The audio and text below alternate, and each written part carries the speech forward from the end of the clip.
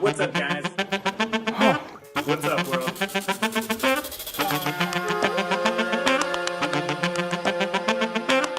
My narrativizing mind is very active. It's this invisible frame of reference that you carry in your head. Life presents all sorts of adversity, and some adversity doesn't feel like adversity. It's sneaky. Could I interview you for my space gas? What the hell is going on here? Doesn't really look like it's doing a whole lot. I think it's doing enough. Okay. So in Vietnam, I got my phone fixed, and That phone. not that one. That one is from my grandpa. There's footage of my uncle who passed in Ireland on it, and this guy in Vietnam, absolute wizard. Just got to hang out with him for like 2 days as he's fixing. What was he doing to my phone? Oh, he's giving me a new battery, and he's like, "Okay, so these batteries, you really don't want them to go to zero. You want them to be like 4% to 94%, something like that." Or else what, they never recover? They're the best, like the best performance for your battery is to not let them die fully.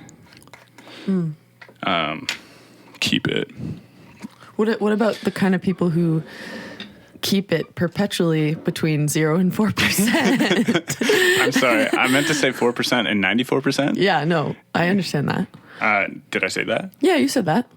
But have you never been the kind of person that you charge it to 4% and you're like, that's enough? Or it's usually not 4%, but like 10%. And then you're like, okay, this will last me the next 20 minutes and then I can take a break. Can I have some of that? Yes. Thank you. Jasmine, hibiscus. There's caffeine in this, right? Yeah. There's so many teas in it. That's why I like it. Why do I always have the urge to shake? I really do have the urge to shake kombucha before. Because there's a bunch of sediment on the bottom of it. Yeah, that's true. Cheers. Can you cheers. Great. Bottoms up. Absolute legends. Just going to soak this in for a little bit.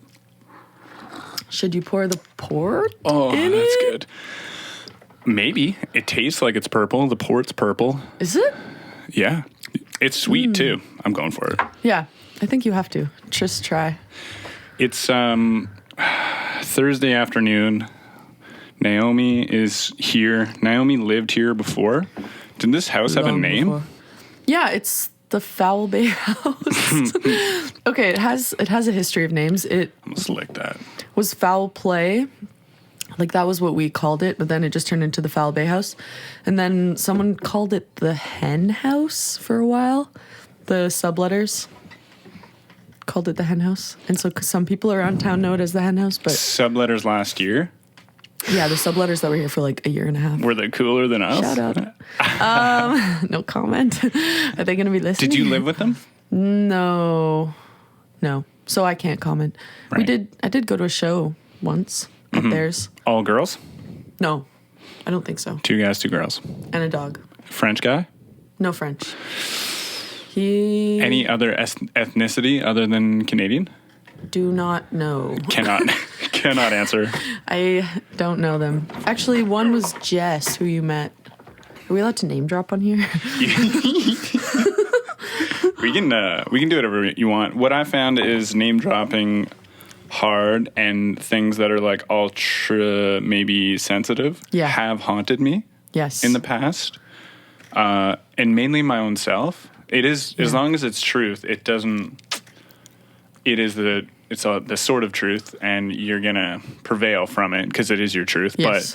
But man, I've said some things about some ladies that I had my own fears about, and being like, oh my God, what if they listen to that? I haven't even told them that yet. But I said it on a podcast. Yeah. But it's a good thing no one listens to this. So. Well, your mom might. That's the thing. Like, no one will listen except maybe very specifically the people that you don't want to necessarily listen, because they're the ones that you want to talk about.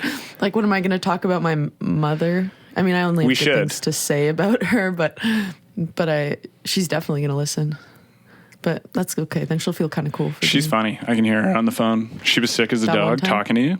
She was. I'm drinking alcohol, by the way. Thursday afternoon, I just finished construction shift, and Naomi's an old Friend. roommate, and we're new friends. We're in Victoria, BC. We're at the whorehouse, Her house. the Felbe house, and Foul play. me and Naomi usually just why do we love talking?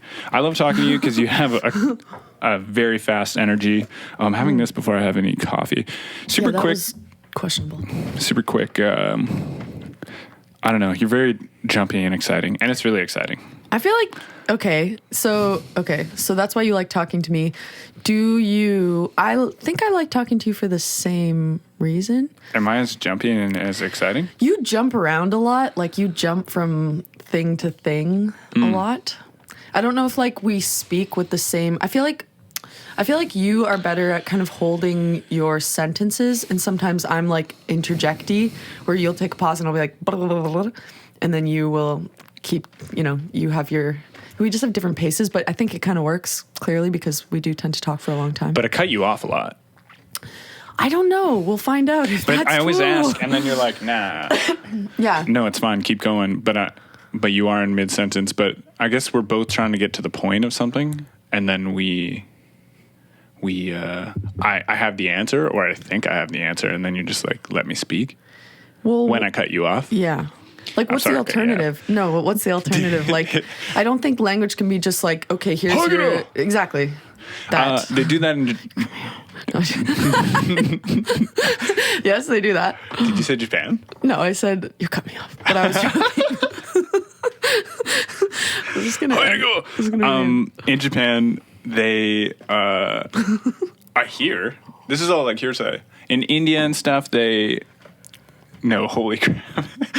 People say a lot of things about people in places, and I've never been there, and I've never seen it. And but apparently in maybe some cultures in Japan, with great honor, you just let people speak, and then you wait like 30 seconds to digest everything, emotions. You don't talk over each other, and you don't jump into what you have to say too quickly. You like sit there, absorb everything. We're not going to do that. No. It's not us. That works as long as you're on the same page. Like as long as everyone's going to do that, and it's not just going to be you who's waiting 30 seconds and then the other person is not, and taking the 30 seconds as an invitation to keep going. If there has to be a bit of an understanding that silence doesn't always mean you have nothing to say. Does that make sense? Yes. That can make people nervous. Maybe even you sometimes in conversation. It's like, you know what I mean? Yeah. You know what I mean? True. You're like, That's true. You're That's true. ripping on something. And I don't know. Maybe that's just me. You know what I mean? True. Backtracking. Yeah. What does that come Or from? you were just checking that I'm even listening. Because I'm zoning out so hard because I'm like, no, you're saying it. You're doing it. It's all there.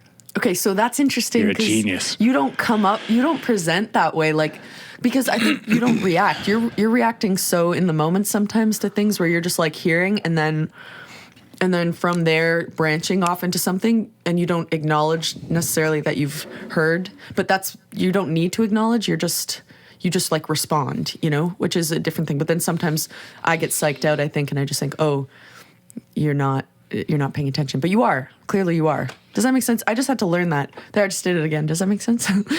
Wait, I'm zoning. No, we're talking pretty meta here about how we speak. Yeah. But I seem like I am absorbing things in the moment so much that I go quiet. Is the gist of it? It's either, what I had to learn was that you're doing that. You're not just zoning out because you're not paying attention. For the most part, with depth with us. Yeah. Unless I'm ready to go and like maybe I'm exiting the room or like, right. But even Which is fine. falling asleep laying on the counter, I can be like still just engaged in the conversation, though my body's exhausted. Yeah, which is pretty crazy. Do you feel that you have, so like, is your mental energy not affected by your body's physical energy? Like, how are you, is that a lot of effort? Is that effort to be doing that? Talking to you? Well, no, I guess specifically. my pleasure. Yes, quite, yes. But I guess like specifically in those scenarios where you're back from work and you're exhausted and your body, are you pushing to be mentally engaged? Or is it just kind of like, they're separate? No, just like excitement and natural things that you like. Right. I think I'm into it. Right? It just happens. Would you notice that it's a vortex or like it's a, how you say, it just happens suddenly? It's a trip. We just talk for 2 hours. Yeah. Sometimes. Yeah. Or an hour where it could be, I'm just got home. I'm still in my work gear. Yeah. And then it's like an hour straight or an hour and a half. Yeah. And it's fucking awesome. It is. It's great. Some of the best conversations I guess I've had, or the most easiest, the easiest I've been able to communicate with somebody, or easiest because it's exciting. Yes. Yeah. Which is funny to be explaining. Like I'm just thinking how meta that is. Well, it's meta because no one's really gonna. But I think that's how we do. Yeah, I think that is. But that's the weird thing when you try to put it into a shape. You're like, what are we talking about? Like it kind of sounds like we're not really talking about anything. It's a pyramid scheme. You know, it's like, what is the product here? But the product, there is a product, but maybe it's hard to communicate. Right. Maybe it's not. I don't know. No, it is. Now people, we're not even going to worry about what products there are. No. Because there's always a product. Yeah. Well, it gets into the nature of productivity. Like, what is that? I think the product is people are going to observe what the fuck we're even doing and be like, yo, am I wasting my life listening to this? Or are these people, why don't I speak more openly about how I communicate with people? Because I hate how I communicate with that person. Or I love how I communicate with that one person. And that should be somewhere that I give them a compliment, because you know what? That's so true that it doesn't take a lot of energy to talk to someone you're excited to talk to. Yes. It's like, it's too bad I have to go to bed. I am tired, but I'm not leaving this. I have to ask one more. Yeah. And then you say something else interesting. I'm like, hey, I have to ask one more. And then it maybe adds another one thing. And then I'm like, hey, we will close this. Yeah. Based on my needing to go, or like, am I the commander of all conversations? No. I think that's what's nice about the conversations that we have is that they are really jazzy. You could almost say like they're unscripted in a way that, but like have flow. So I trust in the flow. It's like I think the first time I met you, we had a conversation in the downstairs. You probably don't even remember because we've had a million conversations. You were with a friend? I was with a friend. No. It was the first time you came to even look at the house. I think we were. Oh, hell yeah. Yeah. No, there was another Kirsty. housemate. Kirsty was it was Kirsty. Oh, dude, I liked it. Yeah, I liked that. And I was like, oh, we're just talking about a bunch of random stuff and it's cool. And then I had the sense that, well, you left, and I had that sense of like, I like this style of conversation. It was a realization that I was enjoying the flow. And then I was excited because I was like, oh, maybe you'll live here and then we'll get to have conversations. But then I wasn't sure. But then we did. And now I have trust in our, like for example, with this, showing up to this and not knowing what we're even going to talk about, but like trusting that, well, we're doing the meta thing again, but trusting that something will come up. Because there's endless things to talk about, right? We're both worried about what we're going to talk about because we're talking. Don't worry. The podcast itself. This is the start of every podcast that I do because we gotta get through this hump. People haven't done this before. Have you done this before? I have not done this before. Did you hear yourself in the headphones? Was that fun? People have never had that experience before. Sometimes they have a microphone plugged into headphones and then they're like hearing their voice again milliseconds later. And they're like, oh my God, that's me. Thing. And it's here.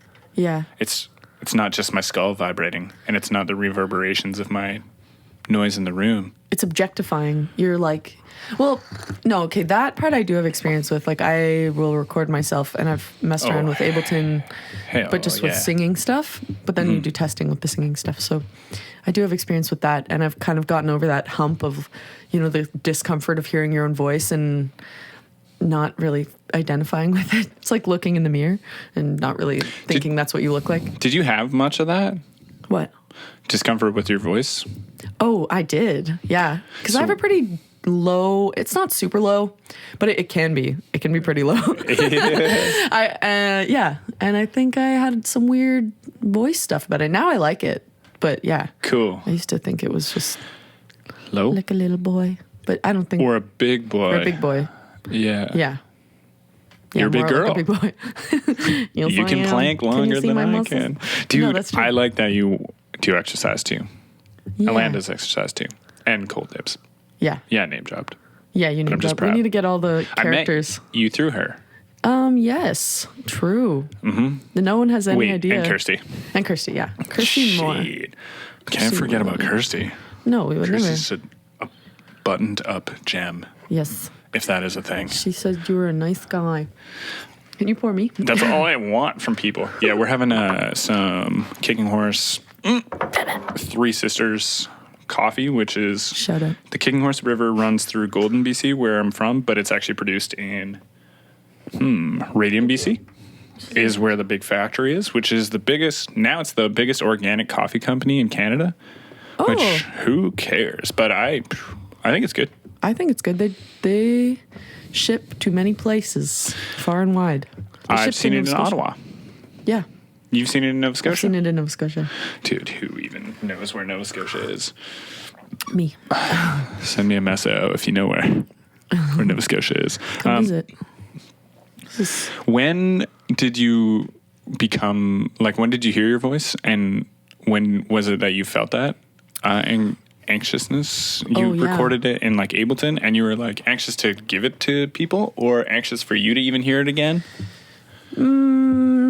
No, well, I wasn't Ableton that I first listened. I think when I was young. I don't know. I was just like, when you're a kid and you have an iPhone or an iPod. Oh an my iPad. God, yeah. And then you can voice record? Voice memo? Yeah, you can voice record. Gosh. What were you, 12? Probably, yeah. Or we would do voice. We would do funny videos when I was a kid with my friends, and we would. Oh, God. We would just, and they're on the internet somewhere, and probably need to be removed. But yeah, so all of those ones, I just sound like my brother. And then I think a girl told me once in high school that I sounded like a boy, and now I don't think that's bad. And Yeah. But yeah, at that time I had thoughts about it and felt self-conscious. It actually like feels a lot, or like it can be very sad, scary when someone tells you. when someone tells you, and when you're young and you Yeah. think about it over and over. Yeah, when you just have anxiety about yourself, anything can kind of contribute. And it actually just comes every step of the way too. As you're the youngest you ever were, like I had the high frequency voice thing too, because my older brothers were bigger and they had lower voices, and then it was really obvious. And then I would make my voice lower, and everybody could obviously Can you hear do it? What can you do? What you It's did? like what it sounds like now. Okay, but you were a kid. I would be like, I'd be like trying to lower my voice. But I had a high frequency voice, so you can detect that there's no low frequency there. I don't know when my low frequency showed up actually, but Were you a since late bloomer? Sorry. I think so. Okay. Yeah. What's So up it with just that? dropped at some point. What's up with that? I'm a twin, and I'm way smaller than my twin brother. When I was born, he was way more pounds heavier. He sucked was- the energy. Yeah. You so were the twin bank. I food came bank. later. I fell out. Whoa. That's why I have an Audi belly button. Oh. I don't know how that correlates. I got caught. The umbilical cord caught me before I hit the ground. Oh, you That's literally why I'm afraid of fell- heights. Like you fell out of the womb. Yeah. Yeah. Whoa. Because bigger brother was bigger. He created he cut the snow, he cut the opening. I'm just having And an image of your baby brother, just pulling the cord Getting up. tangled with up his in it. Just with his little hands, like warping you up. Oh my God. What if he did that and that's where like the suffocation of food came from? Yeah, but that would have been a very short amount of food suffocation. No, not if it was in the womb, I mean. Oh yeah, like he Yeah. was slow. He was like restricting your access. Whoa! Maybe. But you love your brother. Yeah, victims love their abusers. I love you, bro. But maybe that's why I'm a late bloomer. If I was, I I might have been. I didn't have a mustache for a long time. Didn't have chest hair for a long time. Compared to some other people. There's a guy at work. He's 19. Yeah. I was looking up to him like he's 26. Like and, physically and knew looking a up? bunch. No. Oh. Yeah. I look up to Yeah. people though because I was the shortest of my brothers. So Which is crazy being a I tall always look up presenting to person. people. It's all relative to your experience, I guess, because no one would look at you and be like, oh yeah, you lived the life of a short guy, or like, had the psychology of one necessarily. Yeah, and even I could say I do, but it might not be valid because people would be like, well, that doesn't really translate. That's not a very good argument for being saying you're a short guy your whole life or something. Well, yeah, no, you can't say that now because you live in reality where you realize you're way above the average height. But I Way actually, above? I would say you're quite, Are you above? Way I'm above. I'm like the average height, I think. Oh God. Of a man. I think. Well, of like I think that I am 5'10". That makes you awesome. Yeah, I feel very powerful and strong. Yes. I have beaten up. Is that- No, I have not. I don't beat people up. Is that what you I could. want? Do you like? Maybe in You a could. controlled environment. Oh my God, a smaller boy and you beating him up? No, it Jeez. could be my height. Or I don't know. Didn't we arm wrestle? Oh yeah, we did. Yeah, I barely won. That's not true. But Oh, how is it not true? I just don't think it's true. I think it's not true. No explanation. I just needed. don't think it's true. I remember you won. Yeah, no, but I'm scared of arm wrestling because some younger people have beat me growing up as well. There's a thing I'm afraid of. Oh, being surpassed? Oh, hell yeah. Losing? Oh my God. In competition? What if it's to someone older than breathe. you? I can't breathe. Yeah, you're turning pretty red. Oh no, it's just the I'm pink light. very warm. Yeah. And also, my heart was racing before we started this. Did you have any nicotine? No. Yeah, I was just nervous. Are you nervous? I don't feel that my nervous. my heart was going, even at the grocery store. But then I'm like, why is my heart going? That's good. That actually makes me feel good. Not that I want you to feel bad, but it makes me feel good that you get nervous for things. It's relatable. Yeah. Even though this is something that is very familiar. I guess it comes in long sessions or big gaps between the sessions.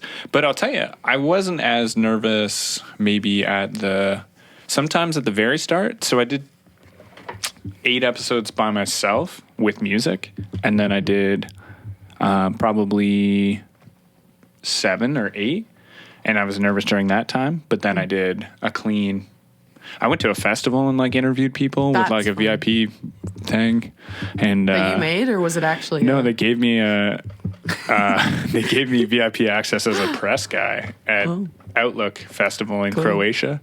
It was great. It was a free ride. And yeah, it was a free ride doing media. What were and you talking to people about? marijuana. Oh, just Yeah. like drugs or just marijuana? Yeah, I had my friend, he had an Instagram page. He's Czech. He went to the United States. He created a strain of marijuana and then went back, and that's his brand. And then he had 175,000 followers. And I'm like, hey, man, can I represent you as a media guy? And as a traveling DJ, I'll go to this festival and talk weed culture with DJs. That's and cool. I suggested that to the festival and him. He's like, yeah, man, sure, you can use my name. So I just said, I'm with this group of guys. And they're like, Whoa. yeah, here you go. Here's VIP tickets Whoa, for backstage access so I can That's- talk to the DJs. crazy. Just be hanging, be like, hey, That's so can I talk to you bizarre. for a second? It's just like you just had a key. You just had a verbal key Likes to access on Instagram. Yeah, because 175,000. They're like, dude, that actually is that true. person being there, it just spreads to that many people. The amount of advertising that gives us versus just giving that guy a free pass. Right. That guy can just be here, no problem. It doesn't cost us anything to have a guy here. Maybe a little bit for toilets, water, a tiny bit of space that he's taken. Yeah. So then have that guy here. Though everyone else wants to pay to be there. Yeah. But you're doing. What was the connection? I'm not saying I deserve it or anything. No. But Which is how people feel when they are doing things. And what do you mean when they're like getting free stuff? yeah. Yeah. Or even you're- paid to be a DJ or something. But you were not getting paid. You were just getting paid in tickets. That's correct. Okay. Yeah. Yeah. It's just cool that you can just do that. You can just say, I want to represent you. Like this vague idea of weed, and then you put a name onto it, a brand name, and then it can just be anything but under the umbrella of like you're doing this. Well, he For had weed. he had that established already, right? Yeah. Like he Oh, he- created a strain of marijuana, and then it's called Boy Scout cookies. Cool. And then with that, his Instagram page is Boy Scout cookies, and then on there he just takes pictures of marijuana, and Yeah. he also grew strains, and he's very into marijuana, Right. and it grew just a ton of following because it's beautiful pictures of beautiful marijuana. Yeah. And then with that, I don't even know. I did a breathing exercise and it all rushed into my head. And it told me this idea to be like, use his Instagram page and see if he'll let you like be represented by him. So I am calling a traveling DJ represented by Boy Scout Cookies, which is a brand about marijuana. And I'm here to talk to you about weed culture.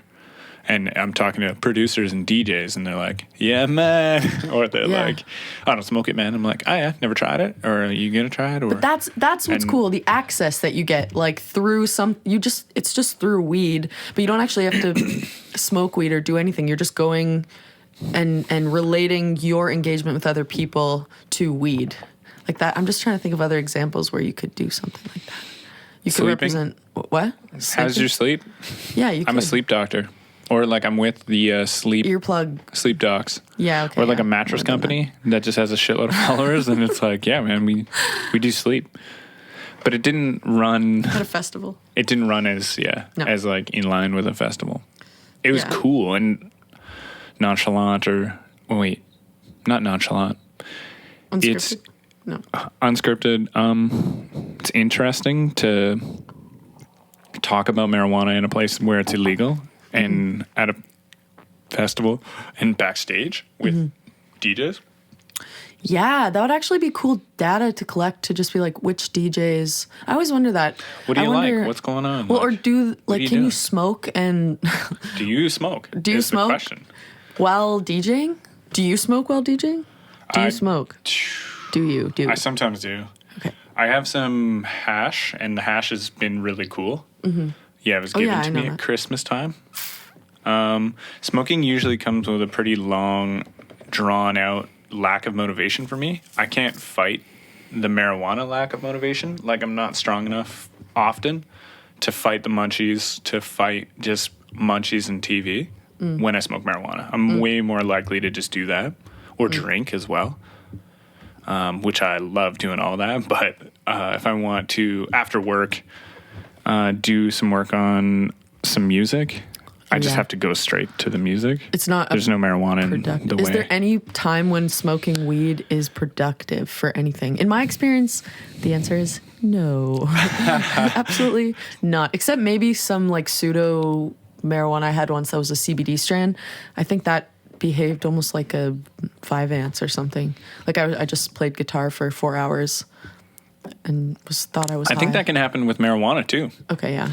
And I think when you get over the hump of being high and then doing something well high, it's almost harder to do and harder to focus. So to do that actually helps you grow more, for example, and if that came out clear.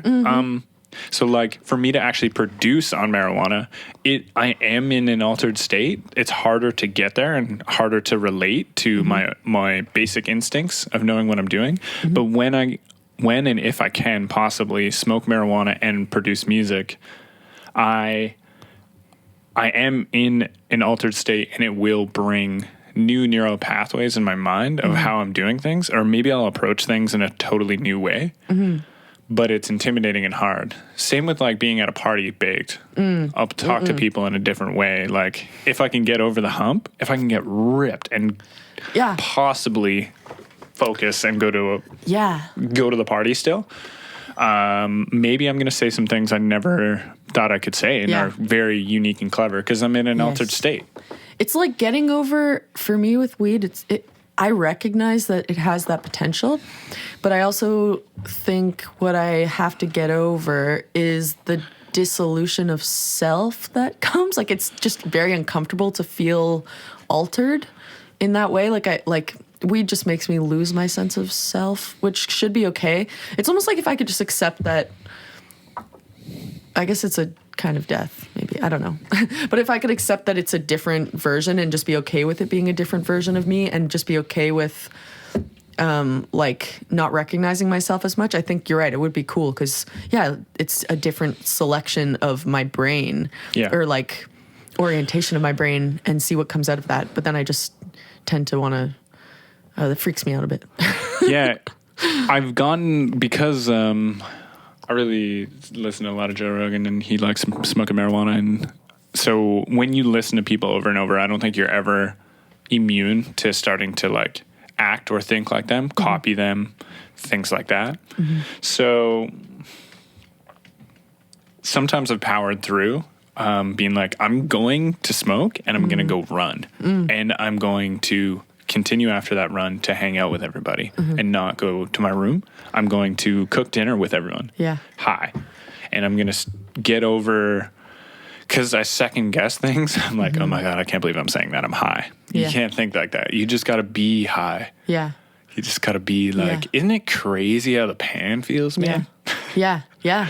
And it feels, you can really explore a lot more rather than being anxious and having boxes and categories around what you're supposed to think or do at a dinner party. Yes. Which is an actual, that's like a life goal. That's a realization that you need to have all the time, you know, like a lot. I mean, you could have, like, it's something that transfers to beyond smoking weed. You can just, I mean, that's something you need to do just in regular life, you know, like be able to accept your different states. It doesn't have to just be like the weed state, but like you showing, it's you showing up in whatever form you happen to be in any situation. There you go. You know? Yeah. But, and then it made me think of like integrating, right? Like, how do you just integrate the discomfort of it, you know? Just say, I just am a person who's really high right now. And that's okay. And when you're really high, your senses are turned up. So it's, one would argue, fair to be like, I'm just going to be in my room and watch cartoons because it's so stimulating. But the alpha, or the trying to get yourself extremely better all the time in, I don't even know if this is good for you, and better is debatable. Yeah. Try to push through the hardness of being super high to get better at living in the moment. Because maybe one day you're sick and it's kind of hard, or you're frustrated and it's kind of hard to be yourself. I don't know if they relate or apply to each other. No, I think Do you think they cross over? I think they do. So we should get high. Oh, God. Pull the plug. So I think we... That would be it. We're like scared, or we're not very good at being ourselves. Well, Are we I don't know, fulfilling though. other people's visions of us and we're good at it? I think I am. You know what? That's actually a good way to say it. It's just like, what is yourself? We're projecting our goddamn egos, and we understand where we are and what would be cool to say at this moment with these people around me. Yes. So once you That's lose what the I'm map, good at. But once you lose the ground of your ego and understanding of who you are and grounded homeostasis self, this kombucha is really good. But I would have some more of I'll that. put some port in it. Should have blueberries in it. Thank you. Ooh, that was scary. Yeah, good hold. But no, that's true. It is true. And it's also, okay, then one thing I will relate to that is someone always told me, I think it was my cousin, Hannah. She said, when you go into moments like that, or when you realize things like that, or basically just, you have to have self-compassion for like those kinds of moments, like moments when you feel rocked by a realization like that you are uncomfortable, or that you are, I don't know, having a hard time with being a person, like a way to, like, you don't want to go into shame, you know? Does that make sense? Okay, Maybe I related so something weird. you're high. Oh, I've had a lot of ego against marijuana in my life, taught to me by my dad, who you've heard I respect and think about Yes. quite a lot. Yes. And Embody. he fucking chucked it in me quite a lot that marijuana's not that good. I think because he used to smoke a ton of marijuana is what I'm discovering through mom and other people. The truth bank. Maybe just mom. And he used to smoke a lot of marijuana. I wonder if that's true. Fuck. No, I think you he did. confirm, Yeah. Father? And oh my God. The 80s sound crazy, man. You didn't know what THC was. You just knew what weed was. And people had different kinds of weed. And people were just high or not high or a little bit high. Sketching out, freaking out, psychedelic. Like we have such a plethora of knowledge of minute. like knowing words and understanding, getting high on different levels. THC is legal. We have different amounts of it. CBD, like the understanding of it all. Oh, yeah. It's like a fragmented control that you can have with it, right? Like you can tailor it to your very specific desire for your high, I guess. These days. Yeah. Well, Remember I him guess. telling me stories of being in cars and just getting absolutely blazed with people in cars and I think people used to drive cars younger than they were supposed to. Yeah, And I think it was 14. seemed to happen more. Oh, 14? I don't know. I feel like, yeah. I feel like, yeah. I feel like maybe. I don't know if that was the law though. No. But maybe you And also people didn't have to wear he was seatbelts 15.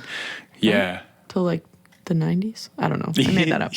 You weren't even born. I wasn't till the 90s. When were you born? 93. Oh, yeah. Yeah, you're like 96. 95. That's cool, man. 1995. I want to digress more. You're sweet at piano. Oh. Where did you get so smart? Or like, are you smart? I don't know. Cannot confirm. What's going on? Like, do we think we're smart or where we get all this knowledge? How do we rap so much back and forth? Do we think we're smart as individual people? Okay, I guess I don't think I'm smart when I'm talking to you, but Oh, I you mean think I like, do have you things and to I? tell you. And I think I have things to learn from you. Like when you're speaking, you have just another angle and plethora of knowledge, or it's just things that I like to hear. And Yeah. I'm just like, woo, same vibe, man, woo, all day. Yeah, okay. There's so many things, right? Like, there's so many things to comment on. Is it an ego thing that we see there's something like recognizable that we are almost like because I feel like what happens with you and I when we talk is it's like you'll present something that feels relatable or familiar, and then I will maybe confirm something, and then I'll present something to you, and then you respond in a way that feels relatable and confirming of what I'm saying. You just go, you know what's crazy? And then you're like, how does it feel like burning your hands? Isn't that crazy that we can feel our hands? I'm like, that's crazy, isn't it? And you can feel your whole body too. Yeah. Okay. And then you're like, yeah, my body feels good. Yeah. This is not a real conversation we've ever had, but I guess But it it's could have been. accurate? Yeah, it's Wouldn't you accurate in a say? sense. Yes. What you're illuminating there You know what's is- crazy? Yeah. I had the craziest thing happen to me. And it's actually just something really benign and basic. But then maybe we're just like living in a weird trip where everything is kind of crazy, or like we want things to be like, do you just have, this is what I wonder with you sometimes, like, do you think this is a sustainable way for you to exist? Like, do you just want to see everything, like you just did that right now, you blinked your eyes. Like, do you want to look around and see the world like that all the time? Like, just like, whoa. Is that, God. Do you think I've had a lot of drugs? no, not necessarily. Had a lot of psychedelics. I mean, you have, but I don't think that's bad. It is also interesting because it's different than my experience. I've not had that many. Like I've not had many. I've had like low key experiences with psychedelics, but I wouldn't say that that's the main reason why. I think it started from how my dad would speak. Yeah. And but he didn't talk like me. I don't think he investigated as hard as me. Well, that's you continuing the legacy. They set in your body better than themselves, if you know what I mean. Sorry. As you're growing up, your parents, I think, don't do what they say, but do as I do as I say, not as I do. They don't do what they are telling me. But as you're growing up, you're like, I will do all these amazing things because I'm pretty sure you do them. And as you get older, you're like, you're just a person. Yeah. That is if you think they're amazing, but like I did. So I was like, yeah, he does all these things. It's amazing. It's the right path, and clearly he's alive or whatever. But when you're growing up, you maybe fill some gaps that they want you to do. Like I'd be traveling if I was your age, they'd say, maybe because they wish they traveled when they were a kid and they didn't. For example. Do you wish that they had been, or like your dad, I guess, for example, had been more honest about his lived experience? Or do you like that he sort of projected this ideal onto you? Does that make sense? So what I'm saying is, I think I got some clarity and some clear vocalization of phrases and like honesty, maybe positivity, or maybe I had a little more positivity just because of luck of the Irish from the other side. Literally. And then he, but I don't think he would hyper inspect things. He'd be like, isn't that cool how that works? Isn't that amazing? Or like, and he's like, yo, find details of this. He has a really mechanical mind because he is a mechanic. But, Okay, yeah. Then that is. So that's speaking in the intense, like, Yeah. the way that you are observing and you've met. By the way, we met each other like 3 weeks ago. Yeah. Whoa. Yeah. It's been so long. I'm glad you're here. I know. I'm leaving, but I'm glad I'm so glad you're here. Leaving, never see you again. What's life all about? It's so a long. representation of life itself.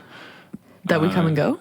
Yeah, you will be off this planet at some point. That's true. So is that the kind of conversation you're talking about? Or is that the way that I look at the world?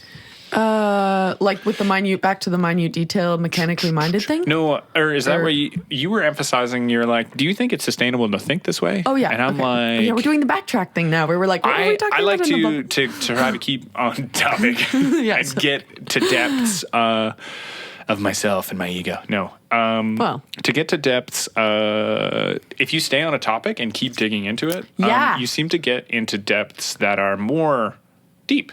Yeah. Yeah. Because if you skim over the top of everything, you're not hitting topics that people haven't thought of before. You're breaking, it's a glass ceiling. There's a glass ceiling. And So I like to do that. Yes.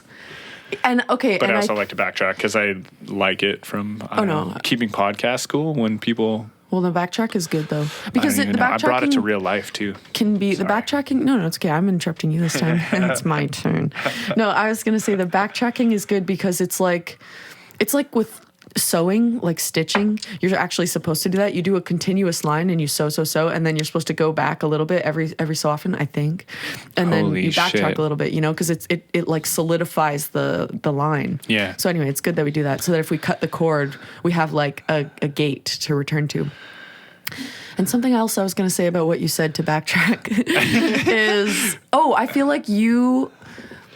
feel like your manifestation, and maybe mine too, and maybe that's why we can talk, of the minute detail thing, like you were talking about your dad being mechanically minded, like he goes into detail maybe with mechanical things, but you kind of do it with language or talking, like so you're Philosophy maybe as well. but specifically through the mechanism of speech and like fuck. examining Sounds? through talking. Is it all sounds? Am I Which addicted to also sounds? Makes sense with DJing and with stuff because you like you how like things to sound. make exactly. Yeah. Which resonates like with language. Speaking language. And you speak languages. Yeah, And I I like- also love languages. I mean, I I don't like speak just any, but speaking them though too. I French don't really podcasts. like reading and or writing. You don't like reading and writing. Do not. I've read one book and Yeah. then writing. I don't like writing Yeah. very much. I've But maybe then- filled in a few pages of a journal. Maybe let's say maximum 100 since I've been like 31. Okay, that's Maybe like 100 pages. interesting, but that must just mean you keep it in your vocal, and that must mean your brain is really good at keeping track of ideas, or at least you have like an active, like living mechanism that helps you generate your ideas and helps you generate understanding about things and you don't need to record. And it's also interesting because maybe, okay, I'm speculating here, but my psychedelic equivalent is like maybe it's journaling, because I write a lot and I journal a lot. And I just journal about kind of sort of similar things to what we talk about, but also just lots of introspection, which can come from things like psychedelics. So that's my theory. Yes. Which is maybe where we run into each other in conversation Yeah. or have similar outlooks. Do we hit the nail on the head of, do you think it's sustainable to speak that way? Do you think right. like is speaking a certain way not sustainable? I guess I'll answer you. Yeah. I think you can talk anyway. Maybe it gets weird in like relationships and stuff when things might need solid answers. Yes. I don't like those. Solid answers? Sure. Yeah, I think I don't either, really. which Solid, is funny. clear, subjective answers. Because Right. I'm just hyper analyzing all things. What is a girlfriend? So what's God. all that about? And then all parallel, all branches off that Yeah. of what that means to you. What does togetherness mean to you?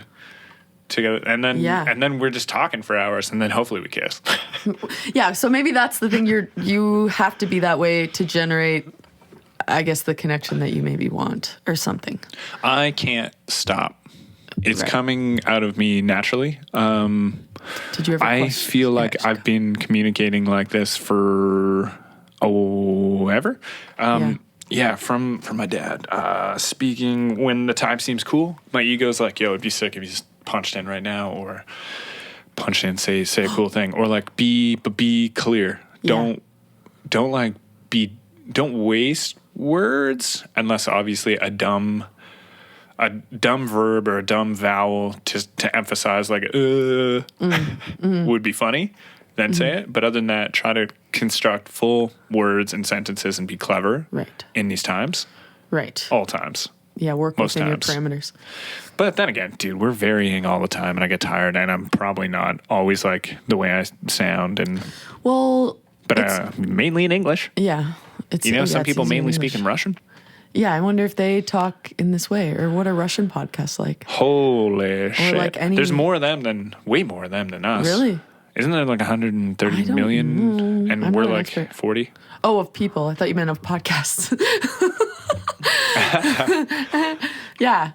Yeah. Yeah, so there must be more variations of what they're doing compared to us. I feel like speaking, I don't know if this relates, and you can put it down or pick it up if you want, but I'll pick it up. I feel like speaking is a way that I just feel very awake when I'm speaking, when I'm having conversations that are connected and flowing in certain ways, and when I'm deep diving into things. It makes me feel like I exist. Does that make sense?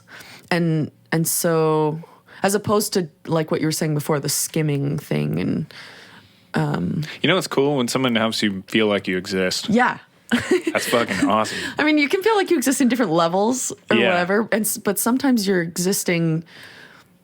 It's like being, I guess, a presence thing when you feel, you can be existing with a person and speaking with a person, and still having a lot of like chatter or like there's a whole other conversation going on inside your head. Fuck, I hate that. But that happens a lot in my all the time. experience. Yeah, I even do it with you, yeah, but maybe I would argue it's less because I don't know. We speak fast enough, and we then. Dude, it's so funny. We just like keep analyzing how we speak. I know. I I love it. This is what it is. There's no questions. Oh well, I refer to the list.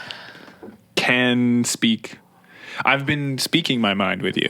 Yeah. Yeah. Me too. And it's been going just fine. Though there are sessions of conflict or heated Yes. Not really. moments that make the stomach or like the soul like compress a little bit. Yeah. Or Okay. something. Yeah. That That you want and to then avoid. that's where that like Japanese kind of just stop. Don't speak emotionally. Just like process. Notice your emotions. Now remember where you are and what is real. We might not know. I might not Yeah. know the truth here. It's true. So let me. Okay, I'm gonna pick up everything she said literally and what I think, and try to speak clearly, not from an emotional state, Right. because it's the only way we're gonna get through this Yeah. in a good way. And in the it's best like, way. What's the point of? What would be the point of pushing things sometimes? I guess, but I don't know. I know, but yeah, I agree with what you're saying. Like What to do kind we- of zone yeah, out why because would we it's like the wanna- whole So, react to for your example, for thoughts. people like talking about Donald Trump or talking about Israel, Gaza, topics where we both like they're maybe conflicting or like different ideas that we've heard from people. So, and you can maybe relate people where you have had different, I don't know, ideas or outlooks or challenge something that someone thinks they're certain on, and then it creates a hardship. Anything political, like if I told you, oh shit, who's that guy? Not Bernie Sanders, the last guy who was president of America. Joe Rogan? No. Joe Biden. Joe Biden. Freudian slip. Joe Biden was like reliably a good president and constantly on, like, on You're saying point. if you were to say he was that. on point. I think he really controlled the country. So when I say that, if that triggers you and stuff, that's what I'm talking about. And then you get into these triggers because you think you know Joe Biden, but you never met him, and you've just heard things from people and places. And by that, we can get so emotional about things that are supposed to be probably divisive to divide us, so people can keep living off our tax money. I mean, to clarify, for sure, for some things, other things, I mean, yeah, there's different levels of that, I suppose. Like, I think for sure what? I would just, and this is the level that you'd get to, because I would say there are some things, like the whole idea of deeming something political and then saying political things are hard to see eye to eye on and argue. Like, some things are not political. And I would argue are not even up for debate. And those are maybe, like, some things are up for debate, maybe if you want to debate, like, the efficacy of Joe Biden. But some other things that you mentioned, I would say, are not up for debate. But then with regards to how you and I relate to those things, yeah, maybe that's when you just do the breathing thing and you say, okay, agree to disagree, or just don't. I don't know. Like, what do you think about... Do you feel like every stone has to be unturned? Like, or is that the expression? Not left unturned, but that if there's a stone, you have to unturn it. Or No. if there's a mountain, you have to climb it. No, sometimes I don't turn the stone. No. And that's when I'm thinking in my head in a conversation with someone. I'm like, they're saying that thing, but I truly think this, and I can't believe this person, and I don't like this person. Yeah. And I want to leave this conversation, and Yeah. I'm not driving it, and they're not worth it to me, so I'm just going to keep going. And all that head communication happens, and I'm just like, yep, have a good day. Yeah. Yeah. Yeah, you write them off. It's very defensive, for sure. And then so then there's all that stuff in your mind, and you never get that out, and it doesn't feel as nice. Right. Then when you're hanging out with people that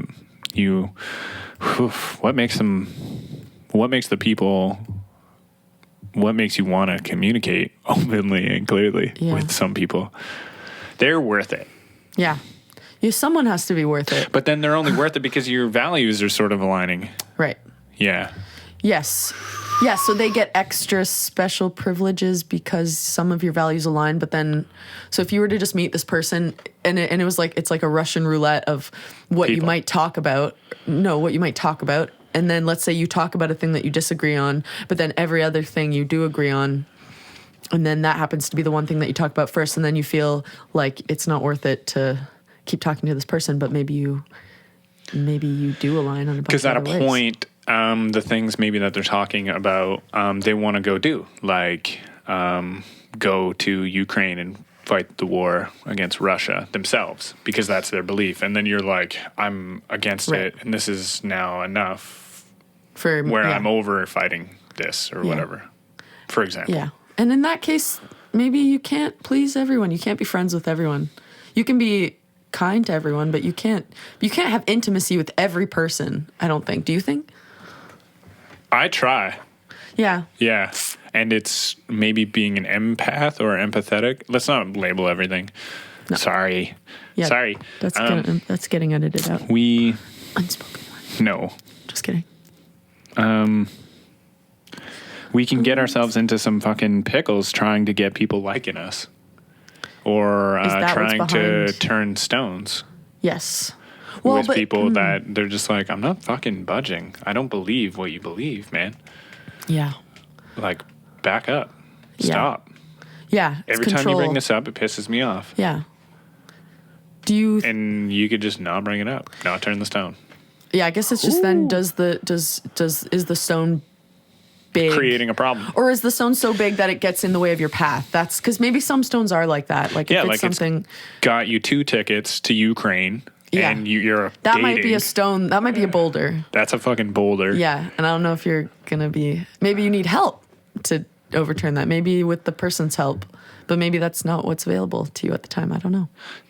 It's more dynamic and complex than this analogy and everything, I guess. Of course. And this was only brought up because I brought up like beautiful communication, enjoying it, and then sometimes there's been times where it like feels heated or Between us. sensitive. Yeah. Yeah. And then did you just feel it again at all? In or that is it moment? only me? Because I'm just expressing what I feel. Oh no, I appreciate the expression. Yeah.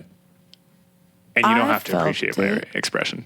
No, I do appreciate Let's it. not be though. too because over-expressive. I feel like we're using strange diplomatic formal speech. I'm sorry. No, sometimes people get really super soft. And I have been there. What's super soft? Super soft, super expressive, super thankful. And then sometimes it's like, yo, we got to get some more shit done. And I'm not talking about you right now. That's and okay. Wait, did you just bait me into a shit. No, I'm not trying to put you No, anywhere. I'm just kidding. I'm joking. But I almost did it. I literally almost did it. That was hilarious. Oh my God. But I don't care. I do appreciate. I fucking don't care. I actually really like this kind of thing where I like overexpression. Clearly, we both like overexpression because we I like it talk as jokes. a lot. I like it as jokes. I like it. It's joke. But you're right, get on with it. Getting You're like, too get on with it. emotional? Fuck, man. I heard a thing that a psychologist would argue and write a book about, that if you look into your emotions more, you reinforce them.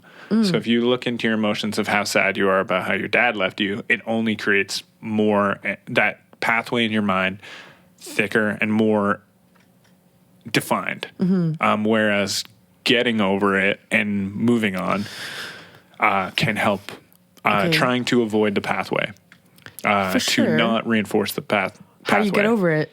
Because maybe question. that, like, because isn't that, you could say that. Psychedelic drugs. You could do psychedelic drugs, or maybe you do Breathing have to examine exercise. it first. You go through an intense period of examining, processing, whatever, and then you let it go. You don't. You're not How like, do you every week I'm let going it to go go? and relive this thing to get exposure therapy to it. I don't know. How do you let it go?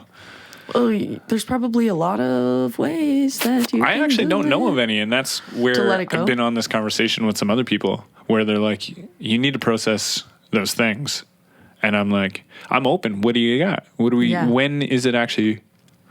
And I'd ask. When is it? They're like, explain? I had to deal with these things. I had some traumas I really worked through.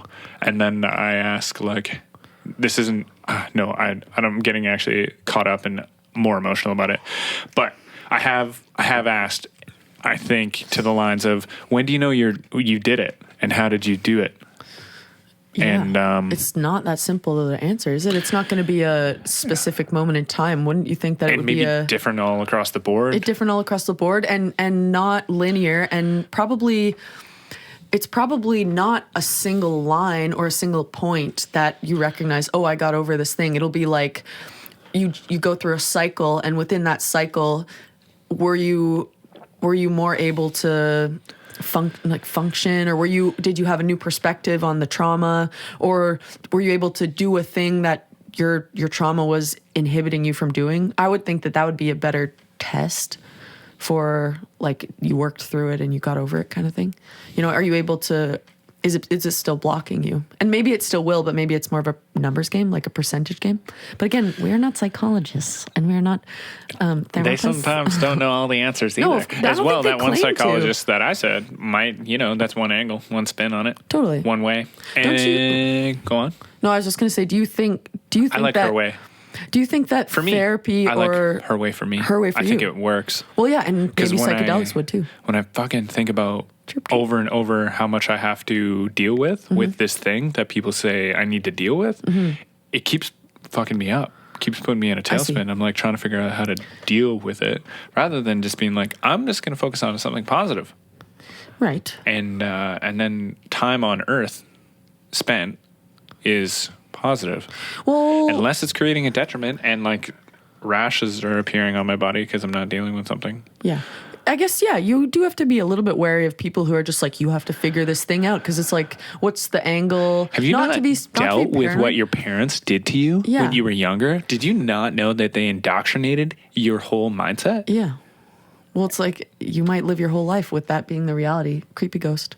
But yeah, if someone's telling you that you need a change, like, I mean, is that not true that ultimately it's your will and you get to decide if you agree with the person saying that you need to change? I guess I'm overly empathetic and like, But what I does that believe mean? you. Oh, So you just you just accept what other I people need say to about make you as true? I need to make you like me. No, I need to make you. I think you're right. I think everyone's Yeah. right. Or Right, like, so you wanna fuck, I have a hard believe- time like stopping people from entering my Okay. senses and being like, Right. you're wrong. You're Right. wrong. I don't think you're wrong. You have a I don't hard want to time say that. telling I'd rather them. be like, hey, man, that's cool. I'll try it. Maybe I do have to work on myself. I guess it's like, why are they... Sometimes. It is a tricky thing. It really is situational, right? Like, because if they're saying it based on a way that they're relating to you, or My something parents divorced, Okay, yes. and it makes me not want to commit to relationships because they're going to end. Okay. Or what's the point of entering something that will... Putting a label on it to enter into a partnership seems futile or pointless to me, because you're setting up for something to end, whereas we are already together. I am with you and I love you. And that love probably isn't going to go anywhere. And we act in the way we act with whatever dynamic. And those dynamics are mainly exclusive or they're not, and you'll know. Right. Okay. And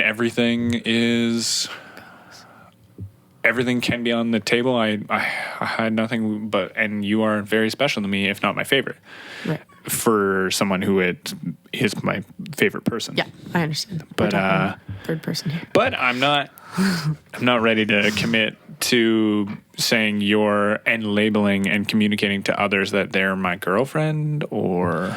Okay, there's so much behind that though too. Not so much as in whatever, but you're right. Like, not to pathologize. So I need to you. get over my parents' divorce. No, but maybe the way Is an example. is an example. That's your you're culminating thought. traumatized from your parents' divorce, Right. Which is true. Right. Which, but that doesn't because it's a negate. lesson, like That getting doesn't- stung by a bee. Yeah, totally. They can sting. So okay, so this is how I'm thinking of it. I'm perceiving what you're saying as there is like, you just don't want to, you want the like generic brand version of relationship. You don't want to have to slap the brand name on it of being like girlfriend, boyfriend. I'm but an asshole. well, I'm I not don't ready know. to commit. And it really depends on how other people's perceptions, right? Like, Or I'm because- poly, people say. Or you're poly. Because I think as long you can have your way of relating to relationships, as long as you're clear, right? As long as you're clear with the person, you're not trying to, and I'm saying this kind of hypocritically because I think that's probably not always what I do. But I think the clarity thing is like, as long as you're explicit and you're coming from a place of not lying to yourself and To like win. you're as clear with the person as you are. Well, yeah, you're not saying, I mean, to use the phrase like stringing someone along or whatever, just by saying I don't want to commit and I don't blah blah blah, but I love you and all these things, as long as you're all saying that's that, true. if it is, as long as what you say is true, then there really should be no problem, because even marriages are a construct. I mean, that sounds really hipster, I guess, to say, but like the whole idea of marriage is a construct, and what's behind the concept of marriage, like TM, is just kind of the same thing that you are engaging with, which is a relationship, right? It's just with a ceremony attached to it. So like, And it helps. yeah, it helps. And it's known when you talk about your wife or your husband, like in human society. right. It's very popular. Like it's a very popular construct. Of course. Which people understand a lot. It's in a lot of stories. Of course. Kings and queens and Okay. stuff.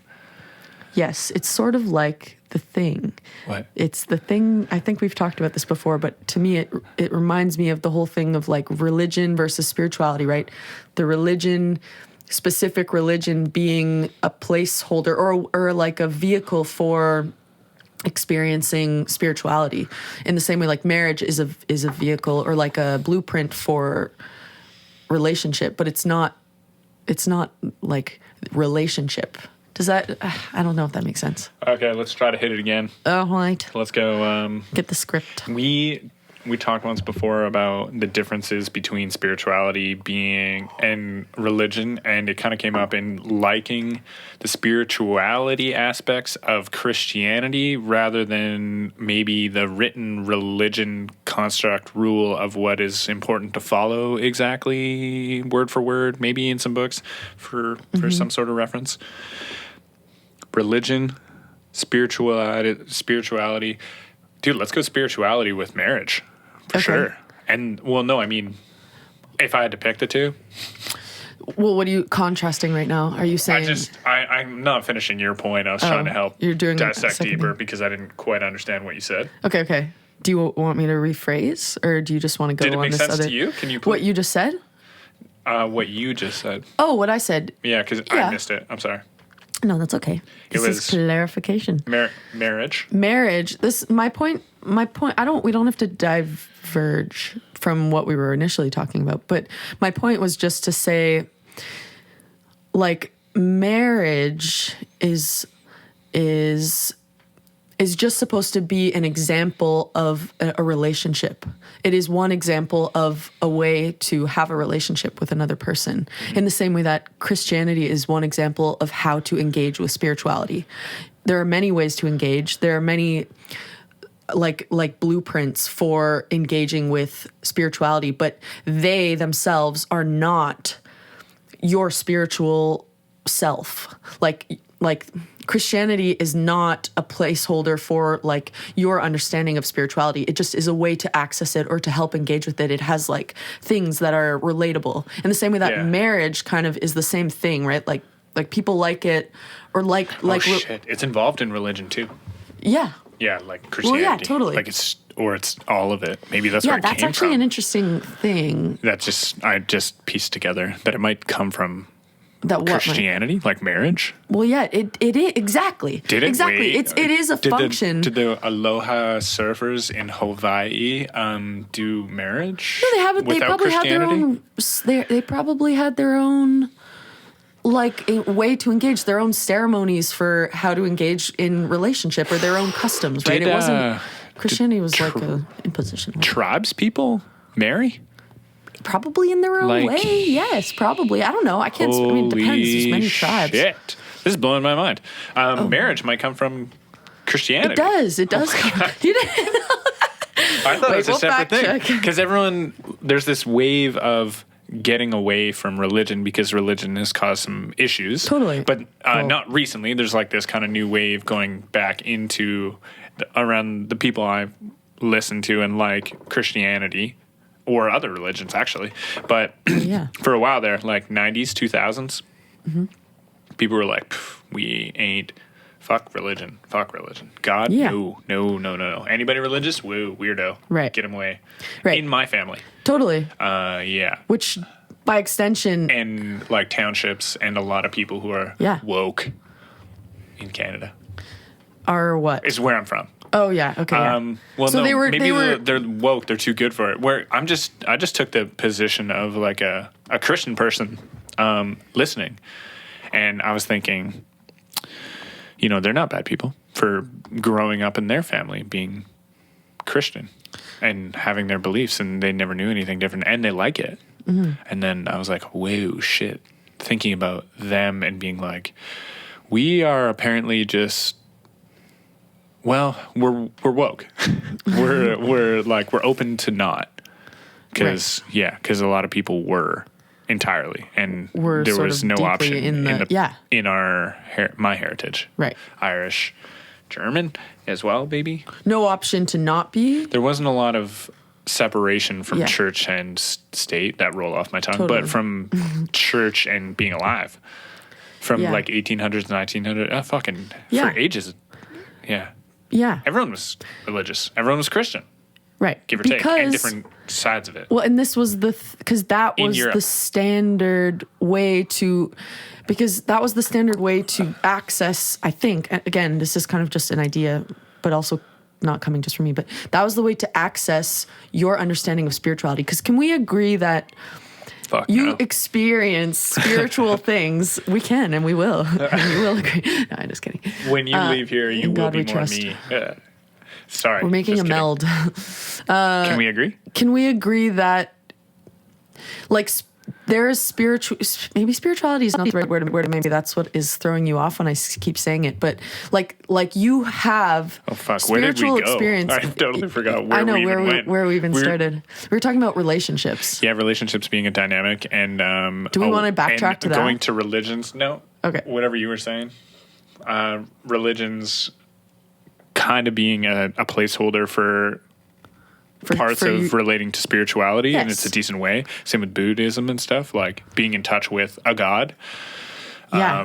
Actually, I think that applies for both. Except, yeah, it's so interesting. I will recommend. Oh my god, I can't believe I get to say this on a podcast. Everyone should listen. Am I allowed to do this? You can do I whatever send you a want. shout out to a book? Read Joseph Campbell's The Power of Myth. It's actually listen to the audiobook because that is a great audiobook and it talks about this. It's not an audiobook. It's like a series of series of interviews between him and another guy, and it's just the guy talking to him. But yeah, it talks a lot about this idea of like spirituality and universal religion / mythology, and how it's all talking about the same thing. The same thing being like humans' perception of spirituality and like the ethereal shit. How? Okay, I'm sorry. So it talks about a lot of different religions and a lot of different people's opinions on how they relate to spirit and like the similarities in religions. Basically, His thing is all religions and all mythology are the same. They're talking about the same Yeah. thing. Literally, there's no everything agrees at the same. There's the same basic archetypes, and there's just different ways of like describing them and different ways of relating relative to like where you grew up, and you have maybe different characters that are your gods, but ultimately they're all describing the same aspects of the human experience. That's really cool. It's really cool. What And what did you gain? Like, what did I gain? yeah, from that? Yeah, from that. Probably access to my spirituality. It was healing my Christian upbringing, which wasn't even that intense, but like growing up feeling like, okay, God is the Christian God and everything else is false and pagan, or like cool stories. Like Greek mythology is a cool story, but isn't, as true as the Christian God representation. And this book really helped me because I had sort of divested from that and been like, I don't believe in God, but I didn't really know what I was saying because I was like, I just don't really feel anything about it at all. But I know I'm not a Christian. But then Joseph Campbell, the author who died, he brought me back into the awareness that, yeah, any type of mythology, like Greek mythology, is as valid a religion as Christianity, as Buddhism, as Islam, as like anything, right? Because they're just like different stories to describe the same experiences. Yeah. So that What was does nice. that mean for us? That means I mean whatever you want. why are we arguing about it? Are we already- arguing? Not me and you. Oh But- no. I don't feel conflicted. Yeah, you need more. You need more conflict. Yeah. Say something inflammatory. No, don't. Please. We what? It's all a myth. Exactly. That thing you believe get in, it. it's a myth. Thank you.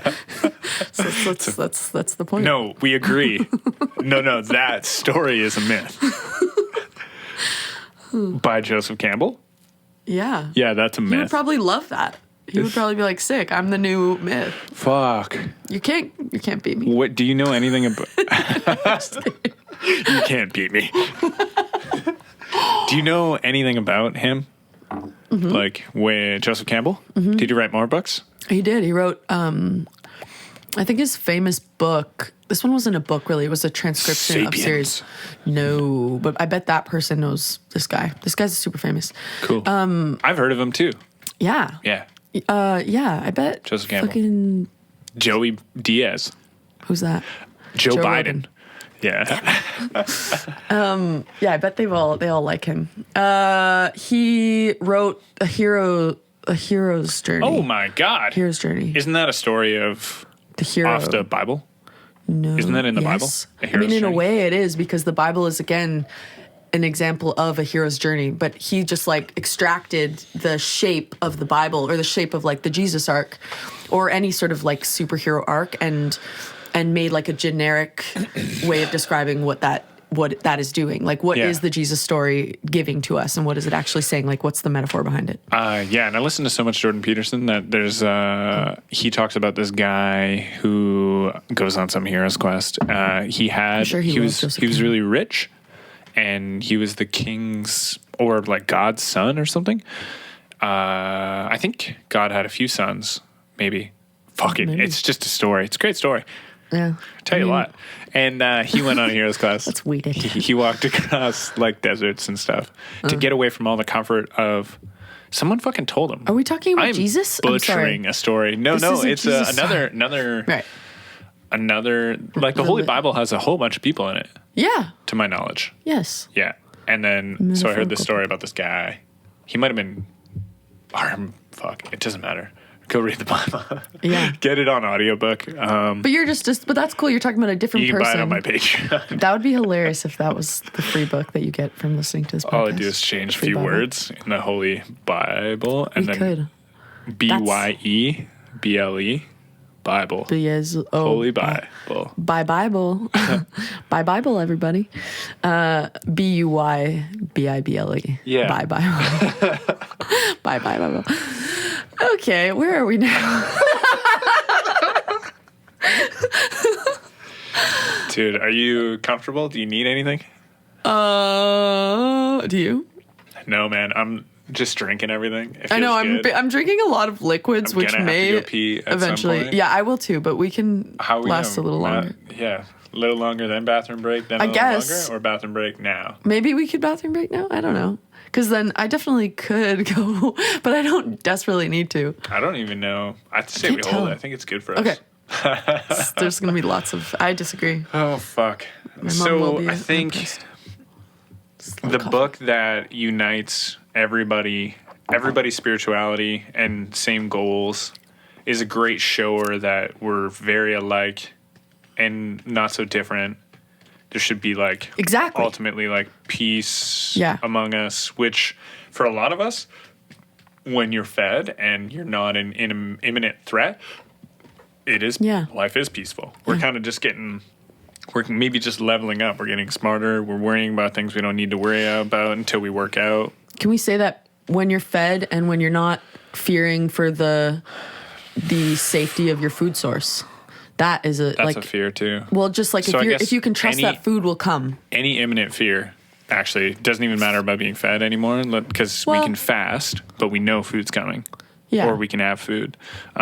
So it all relates into fear. Yeah, definitely.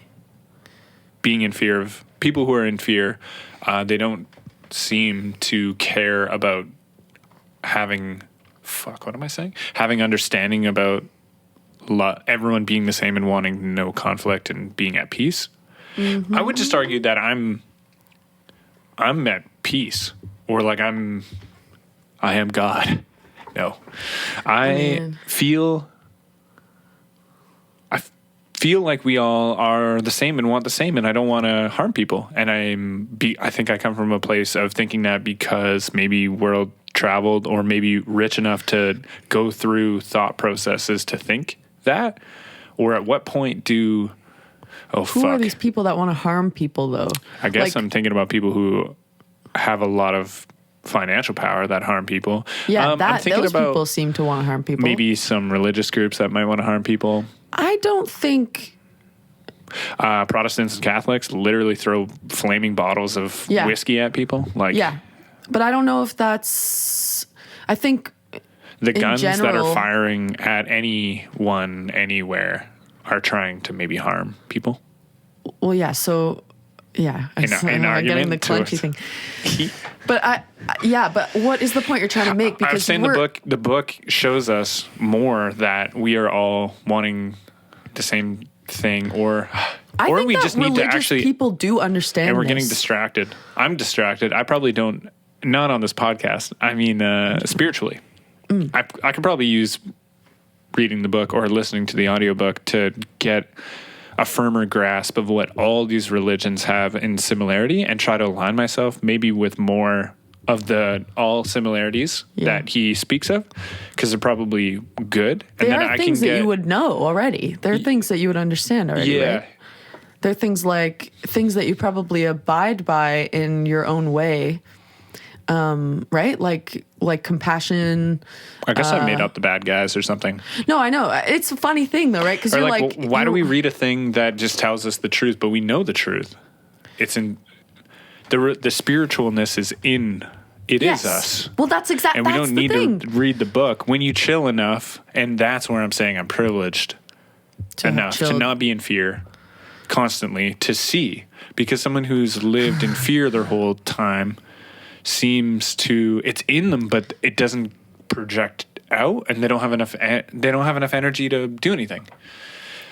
Okay, say a kid gets raised neglected, and then like his parents are always yelling, and food's scarce, and they neglect Sure. forever, go through school neglected the entire time. Now he's never had the process to develop. He's behind on money forever. He's fending for himself. He's like 19. Now he's like, I don't know, all 28, and has gone in and out of drug addiction and Okay. XYZ, and is kind of not seeing the light. I guess they have just the spiritual glow and all-knowing God is in them, but they don't have the energy to do it. They don't have the energy to project it yet until they get fed and loved for long enough, and then the peaceful, like loving self will be there, non-self-harming or harming to others, being mean to others. Something though about this is missing for me. This is me saying, or like, what is it that we know? That book that relates all spiritual people and wanting the same thing. I just feel like I know what that book's going to say. I think I've heard it, or I can feel it, or Well, yeah, but like, why? Why would I project I wouldn't that say out? I wouldn't say that the person who's there's something there that I don't know how to really. I don't know if I'll be able to really articulate it, but to say that the person who is not like, is there some sort of like elevating above that? Because that person who has had that experience of not being able to access. You could call the it 28-year-old that we the 28-year-old who's going through all this trauma and going like, it's not their requirement to be like to live feeling privilege or feeling the joy of spirituality and peace, because they can't. Right? Like, how would they do that if they haven't had the experience of, or their life experience at this moment is not that. And I don't think that makes them less, like, I don't know. There's something weird. So it's me. It's my seeing of less. They're less, like, they didn't go to school. They are less positive. They are less efficient at work because they're less fed, less strong. All these things where I've had the privilege to have, and For then sure. I do look at that as like lesser. If I was hiring two people, I would hire the person who. But what is was this more reality where you're privileged. hiring? Like, I know. Well, it's in this fucking capitalistic world. Okay, but you as a person who is, if you're talking And I about guess how I was spirituality, taught. if you're talking about spirituality and you're talking about existing and you're claiming contentment, right?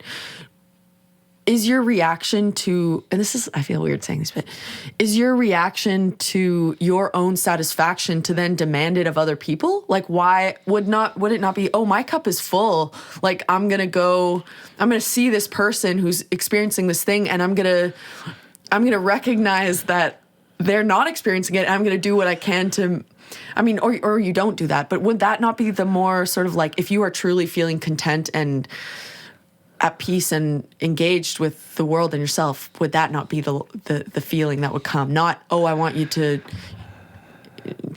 get on my level. It's like, no, I get on your level because I already am at this level. And so you don't look forward, you're looking back. Does that make sense? That makes perfect sense.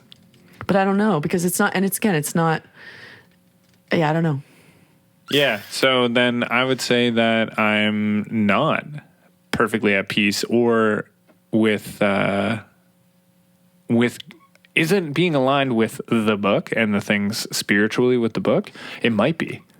And Well, then the book- say that book is spiritual well-being for people. Yes.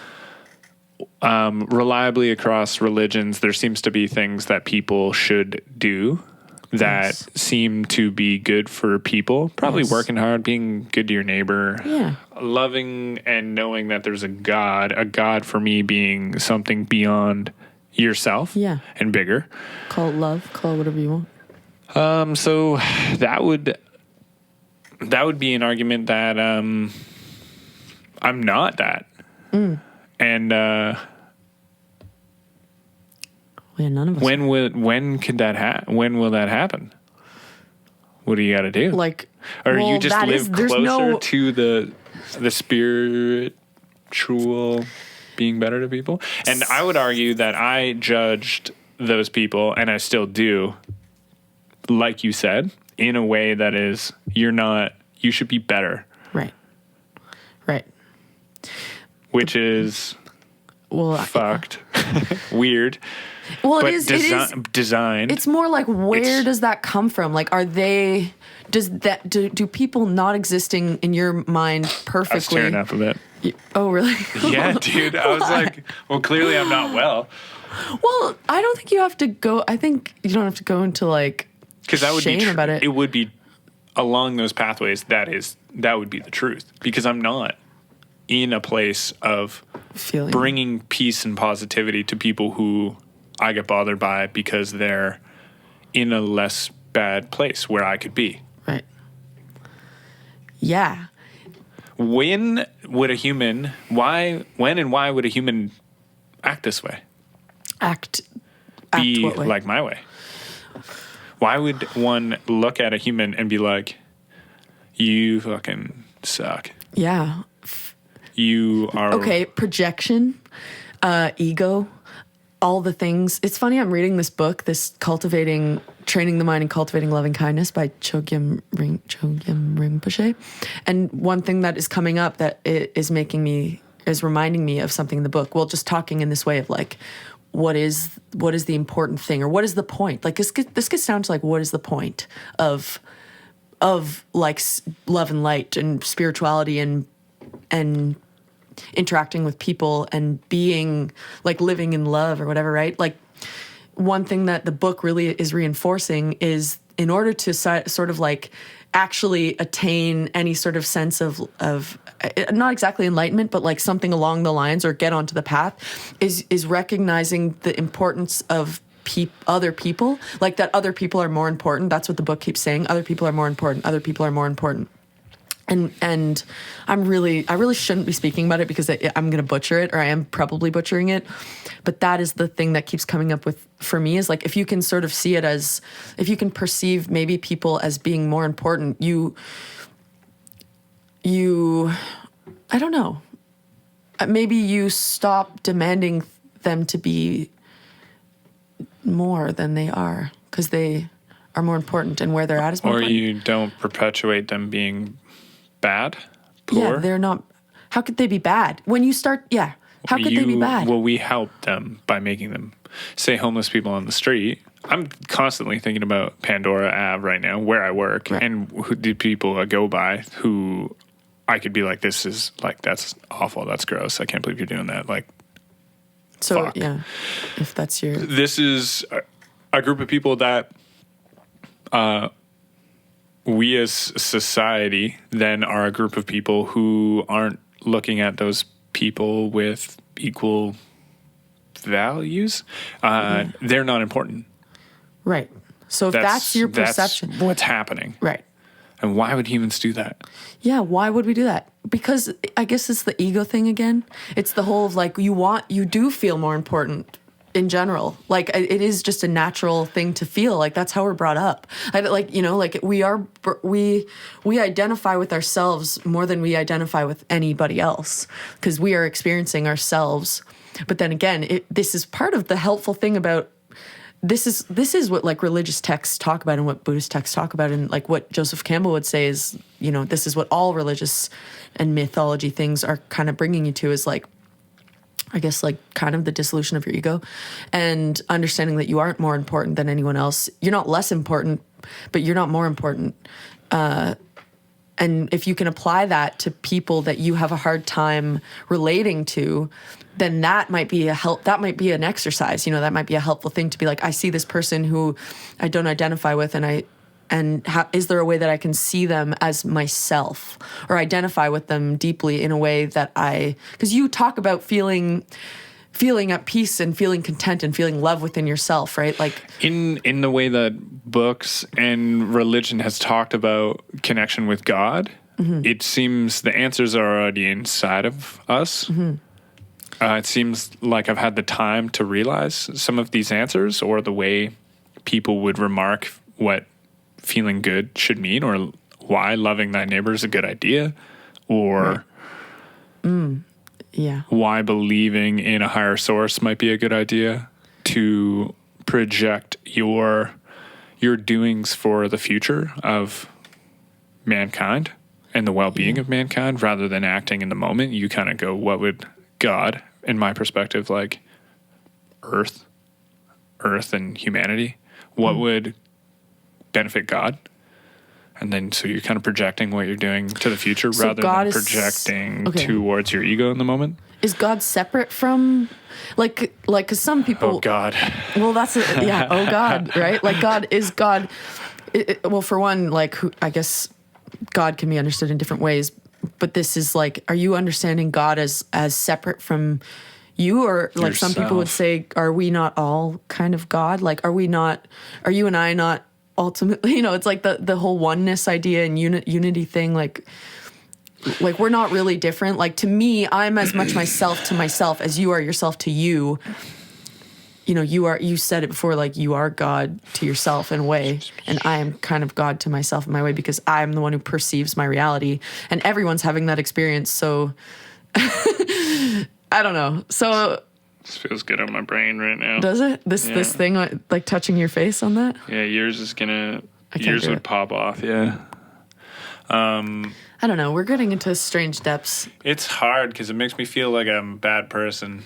Well, that's also a response. And I felt the same thing and do often, but I don't think you're not a bad person. You're a person like anyone else. And if you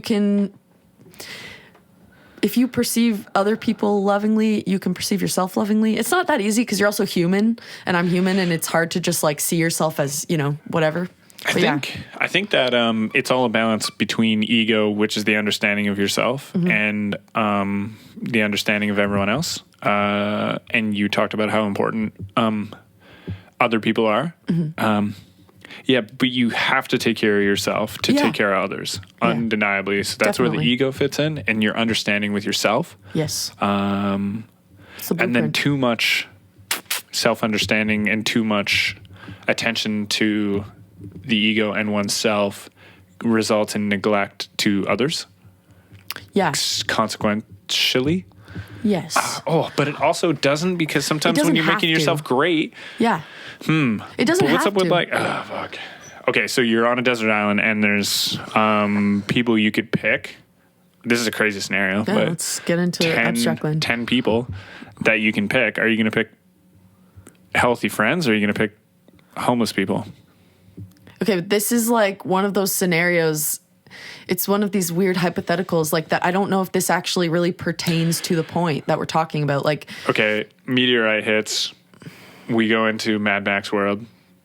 You are going to pick friends. Do you pick a person who is not doing so well physically, or someone who is doing well physically.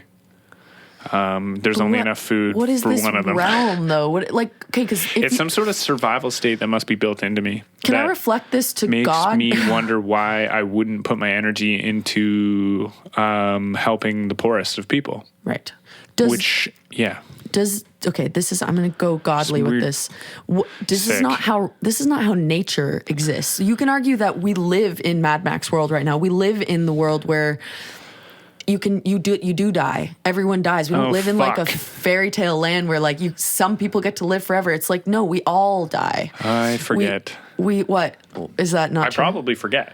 That we all that are I'm going to gonna die. die. Yeah, that's fair. Often. So we already live in a realm where we don't live in a world where only the healthiest necessarily survive or necessarily deserve to live. That's just not real. We live in a world where people of a variety of levels of health and wellness and intellect, and we live in a world of variation already. So this idea that somehow we're going to get to a point where people are already surviving now. Some people live in almost a perceived apocalypse because people live in places where there's no health care and where there's no blah, blah, blah, right? And they're still surviving. They're still finding ways to live. So I don't know what my point is there, other than just I think that scenario is kind of false and lives in a vacuum, and also what if it's couldn't it possibly actually happen? Sure. Super volcano or meteorite impact or just nuclear bombs. yeah. But there's can't no these happen? guarantee within that nuclear bomb that you're going to get to But select. we were playing with trying to help me answer emotions where I don't think you can do that with a scenario with like talking. that. Yeah. Just kidding. Wait, you're trying to solve emotions with talking? Yeah, creating I think that's a good way to solve dramatically large stories or dramatically large situations to help, because you create a larger picture of what's happening to help you maybe answer something. You create a story. But I would argue that's not the story. That's it's taking things way out of context. It's not. Well, it's I taking fear things it still. Yeah, that's fair. Survival. Yeah. It's some sort of survival fears Yeah. where I question these things. And they help maneuver and question my judgment. So But how does I that- try to hang out with people who are flourishing rather than people who aren't. Okay. I often do that. So then what happens? Yeah, I mean, that's your right. That's your right. And what happens when, what happens when you become someone who's not flourishing, or when the people who are flourishing are no longer flourishing? You stop hanging out with them? It seems like there's relationships that are beyond flourishing sometimes. Yeah. Something brothers and family seem to, because you spent so much time and so much unconscious time too or something, it's undeniable that you have this pull and you feel for them when they're in pain. Are you going to reject your mother because she becomes unwell? I am a sociopath. I've both rejected my mom and my twin brother in the Because past. they've been unwell. They've been unwell. Mm-hmm. Yeah, and I literally had the thought when I was 18 years old with my twin brother, I was like, if I was in a tribe and this guy was just being sick as fuck like this around the fire, this isn't going to be me constantly putting this attention into him. I need to go be well for everyone else. So Because staying here, and the real scenario is staying in Golden, British Columbia at the house, at home, trying to, because I love him and I want him to be great. And I just get so caught up because you feel their pain and you want them to be well and do more, which is a construct. But it apparently, but yeah, someone who's getting obese, isn't well, playing video games all the time, has no friends, gets mad over things, doesn't know how to cook, doesn't eat well, doesn't exercise, all these things, which then I'm like, oh man, I need you to help. But then after long enough, I was like, I'm out. I need to live. I'm dying trying to help you. So is there no way where... I guess I didn't oust him. I just stopped trying because I gave up. So you felt there was no way to coexist without trying to make him something other than what he was. You felt a responsibility to Leave. to change him, and if that doesn't work, to leave. Yeah. Right. Yeah. I guess I wouldn't like doing all And the so dishes, then that goes into the same thing. buying everything. Right. Right. So there's a bunch of things in there. There's like the A tangible negative things. Nancy that's around all the time. Yeah. Someone who's mad all the time. And Yeah. you're trying to just be like, hey, man. I don't know if there's like you smell. Like, or that didn't happen. But well, I don't know. Yeah, I don't know. That's a very specific situation and very specific to your. I don't know that. so then it comes to taking care of other people or hang out with people who can take care of themselves kind of question. And Yeah. where I might not be perfectly spiritually well to want to give to others with Yeah. abundance because they're more important than me. I don't think it has to come down to that. is Where it's where just like my- as soon as tears- you feel like, I don't think it's like with everyone, right? I don't know if it can't be like, you do have to be realistic. It's maybe more of a sentiment, and then where you can apply it, you do. I don't know. I said, have a great day. This guy was really struggling and he was really trying to ask me for money. And I'm just going to try to defend myself here by saying I have no cash, which I have no cash. I had no cash. Yeah. But as well, I am in debt myself. And I'm just Then right you just across say, the road "No, trying to I work. don't have- I I'm can't." like, I didn't even say no. I'm like, you, man, have a great day. Like with a big smile. Because he just had the worst sad face, and he's just like coming in with a sad face to ask for money. And I'm like, have a great day, man. Like let's do Well, this. Yeah, this is such a I thing. gotta go. But he's not like you see. It seems like you're putting something on it. Anyway, we don't have to go deep into this thing. I'm not going to psychoanalyze it or whatever. Well, but it's just I like guess he's it's- not asking you. He's just asking. No one. money. You can't. Yeah, you can't stop. Like, what do you? You can't. Some people have the capacity. This is a good example. Some people have the capacity to give him money. Others do not. You are not one of those people. If you're not one of those people, genuinely, if you are, then you are. If you're not, then you're not. You know, like you can't just feel. Bad for them, I guess. Well, no, I mean, it's not feeling bad. It's just like you see them as a person and you say, as a person, I cannot because I don't have money to give you. You know, like you just say, I cannot afford it. Or you don't even have to say that, but like to yourself. There's no, like you don't have to do more I was than you just can. like, my ego is like, I am gonna take this guy by surprise and I'm gonna give him a banging smile and be like, have a great day, man. Yeah, you don't. You Because he think probably that hasn't heard that in a while. That's me defending myself right now by saying Yeah. that. But I always check in with who I am and stuff. And like, I've been in this situation. Yeah. And I'm like, man, his face is sad. Like, man, my face is down too. And I'm like, fuck this. Yeah. I'm like, have a great day, man. How did with he a big react? smile. Didn't even realize how everything that was happening. Like, Yeah. he was still getting ready to speak and asking for some change, Yeah. to my assumption. Because he's probably, he has a need. He just needs some change. He has a need that needs to be filled. And you offered something and he didn't need it. And so that's just that. That's the way yeah. the cookie crumbles. I wasn't asking for anything in No. return. No, I was you just weren't. saying that happened Yeah. I understand. as a change of just a story of today, you know? Oh, yeah. I wonder like if I have being a at story home. of today for you. Not really. I probably do. Where are you from? Belleville, Ontario. Sort of. Yeah. Yeah. Belleville, I'm from Ontario. And then you got like a couple brothers and sisters? I have, yes, couple of both. I have a Couple of both. deuce of brothers and a deuce of sisters. Yeah. Cinco de Mayo. Yes. Cinco de Douglas-Najem. Hermanos.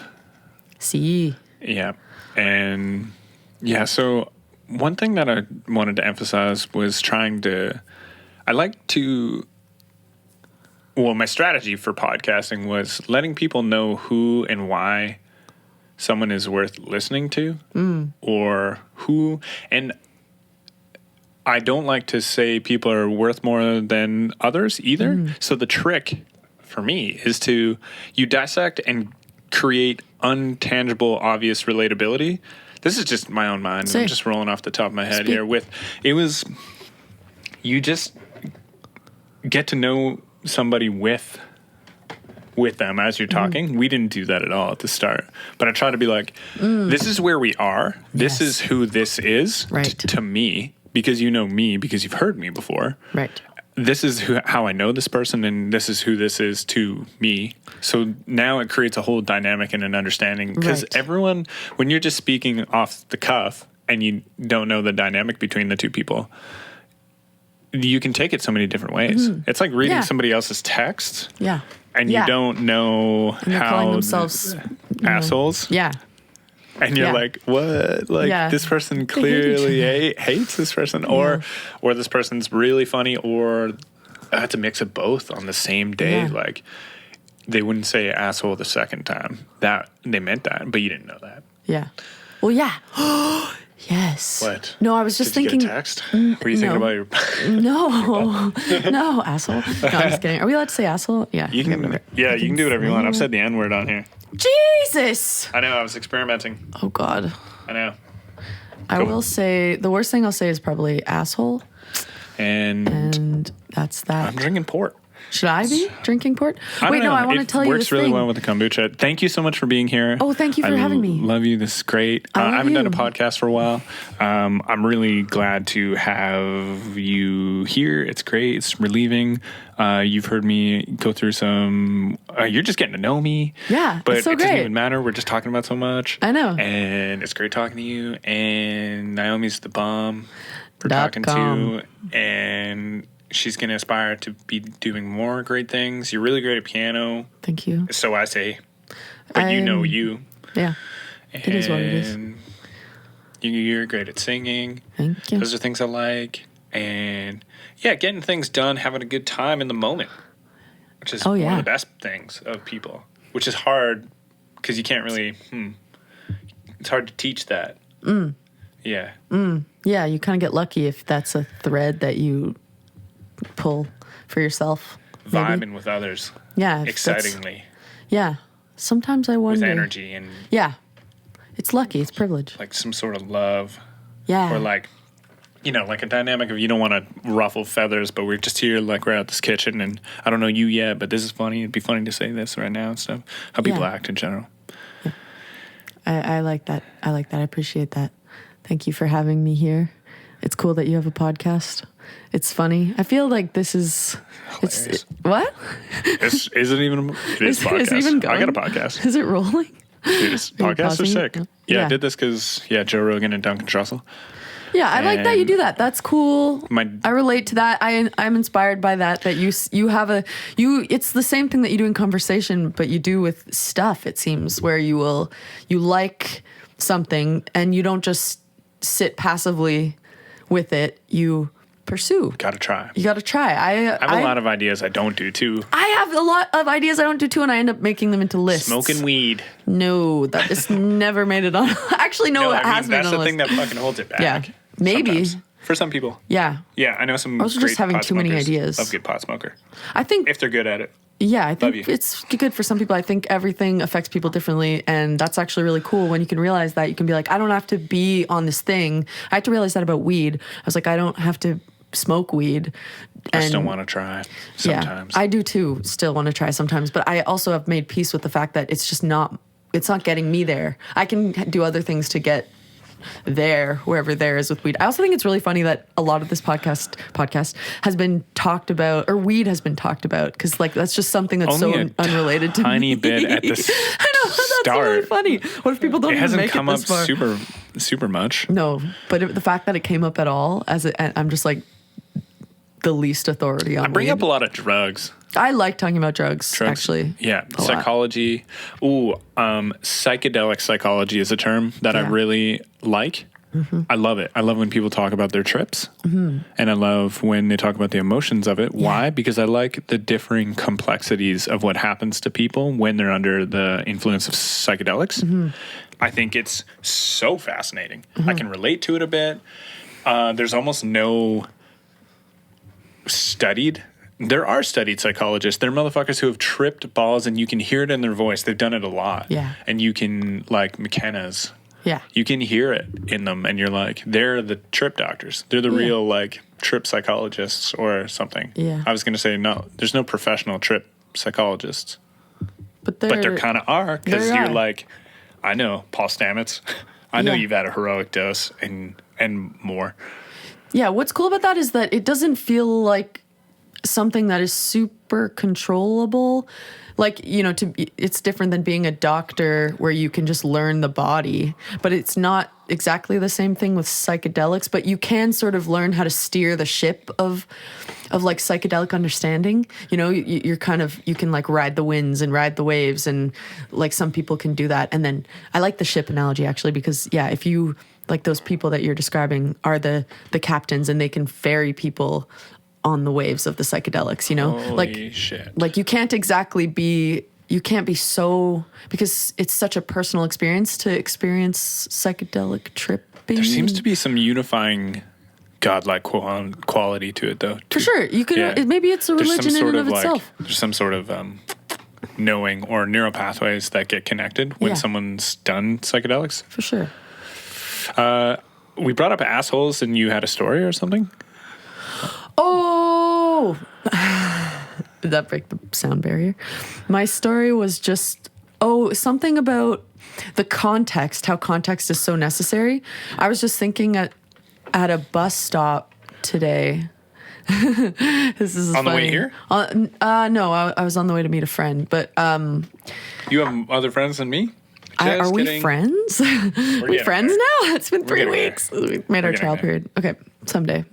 So yeah, I'll be your friend.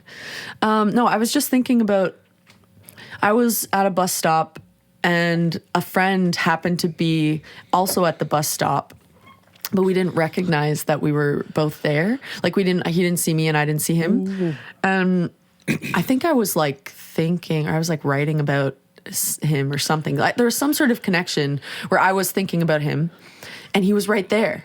And I was thinking, once I realized that he was there, I was thinking about how funny it was that looking at us, as if I was just to go down the street and look at a bunch of people waiting at a bus stop, I would not assume that they were connected in any way. But the reality is that he and I are connected, like we know each other, blah, blah, blah. That's really cool. It was cool because it was just like, it made me reframe, like things are not always as they appear. I don't know why. Oh, and that was the context thing. I was thinking about the asshole thing. You're reading a thing and someone says this thing and you take it one way, and it might just be the tip of the iceberg, or that's a really whatever. Cool context thing that you brought up. That's really cool. That just reminds us that we're really together. Yeah. It's been really beneficial for me growing up in a small town, because it's more effective to be a great guy and be nice all the time, because it comes back around. You just forget about interactions, but some people for some moments don't forget. And I think about it even in the city, and just people I look at and how I look at them, and I don't want to think that I'll never see them again, because it's so not beneficial. Yeah, it is so true. For being God, and for being Or for loving people in general, comes right? back around, man. Yeah. It so does, and it's so amazing when it does. Yeah. It's like, no, I know exactly who you are. You talk to me at the bakery every day. Yeah. Or every Thursday. I remember. I like you. You make my day. Yeah. And then they're like, here's a Yeah. cookie. And you're like, holy This is a thing you fuck. do. Yes. This is a thing.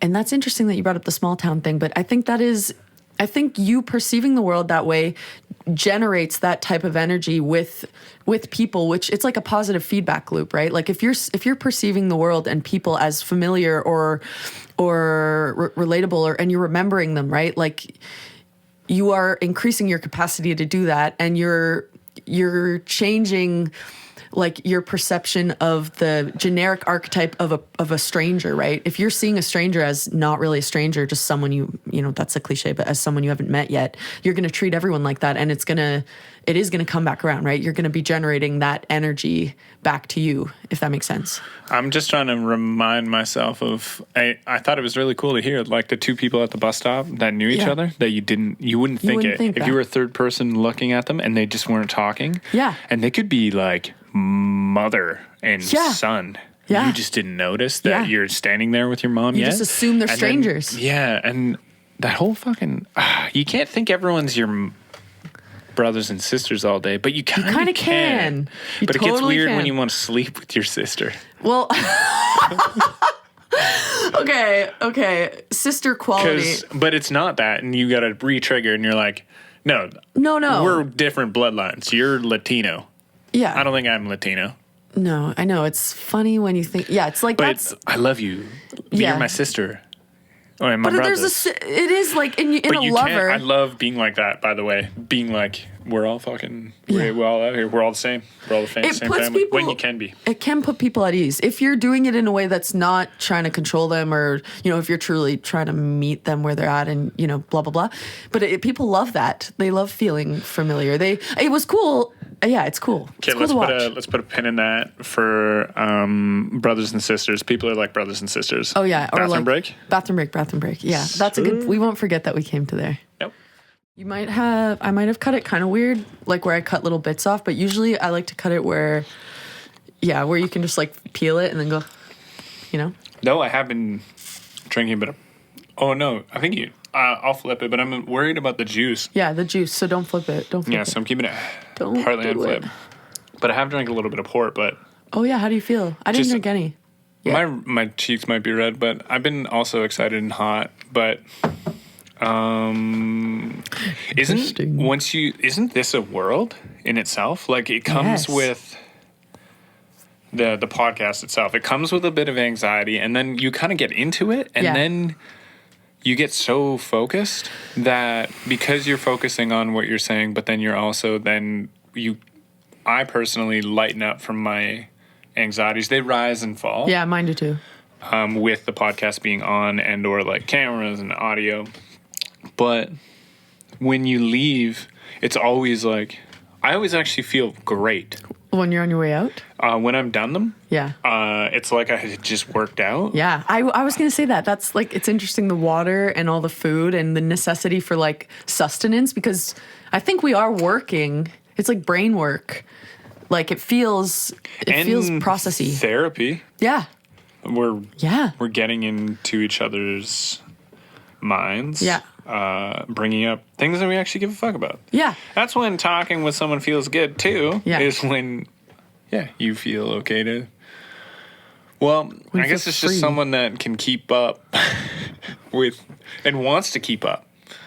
Is it keeping up, or is it just like fitting to your flow of thought, or fitting like on? It's a wavelength thing. Some people don't. I would say all the other housemates here right now wouldn't talk the same. They wouldn't want to keep up. They wouldn't want to. It just is an alignment. I don't know. I'm not trying to say like you're the fucking shit, but. No. Sometimes people align better than others. Like Denny, there's misconfusions of language, though it can be deep. I think he can go pretty. I think he goes. I think so too. But then it ends abruptly because of I don't know. Is that not circumstance though? Like just he goes to bed. Like you're just not. I mean, maybe. Like I think about that, like, oh, he works, or oh, everyone has different schedules. It's sort of like the priming. It's the location. It's the. It is what it is. It's the context. Yeah. It is what it is, man. Yeah, but for whatever reason, at this point, undeniably, we've talked for like 9 to 12 hours in the last 3 weeks. Yes. It's coincidence. And that just coincidence. It's just people you're aligning with. It just is happening. It's true. Rather than everybody could talk for 13 hours with anybody, but it doesn't happen with everybody. No. That's why you're on this podcast. It's true. And thank you for having me. Thank you very much. Thank my mom. Thanks for being here. I would like to say though, like taking it, like zoning out of what is happening, the fact that we can have this conversation, that we have these conversations.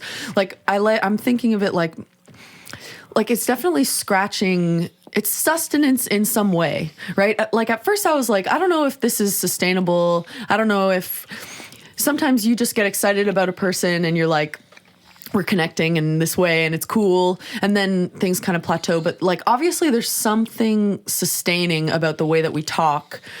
At least I think, I don't know if I'm describing this right, but like where it feels repeatable, you know, at least thus far. Like there's flow.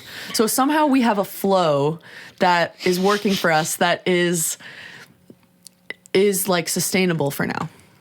And I don't know where I'm going with that other than just trying to understand why we're able to do this in this way. And there's not like a block. Like neither of us really have blocks. Like you've never really given me reason to think that you don't want to be talking. And I just have this trust that you do want to engage in this way. And you just have consistently, if I present something, you entertain it. And I think I've done similar things to you. And that's why we're able to do this thing, you know? And so I don't know where I'm going with that other than I'm just explaining, I guess, why that's happening. I don't know how we caught that edge. We were talking about mangoes. We were talking about housemates. You didn't want to take that other people don't talk like you do. Maybe not taking the compliment for yourself or... I just don't know if I just don't know. I think maybe the same... I fucking have no idea how we got here. We were eating mango? I know. It's the mangoes speaking through us, maybe. Oh, sustenance. Sustenance in the conversation. And podcasts and how they felt to me and how they do feel to me. They feel as if, when I leave, I feel like I just was in another planet or working out. And usually as well, I feel a feeling of bliss. And then for all the reasons we already listed. Yes, that's the thing. That's what's happening.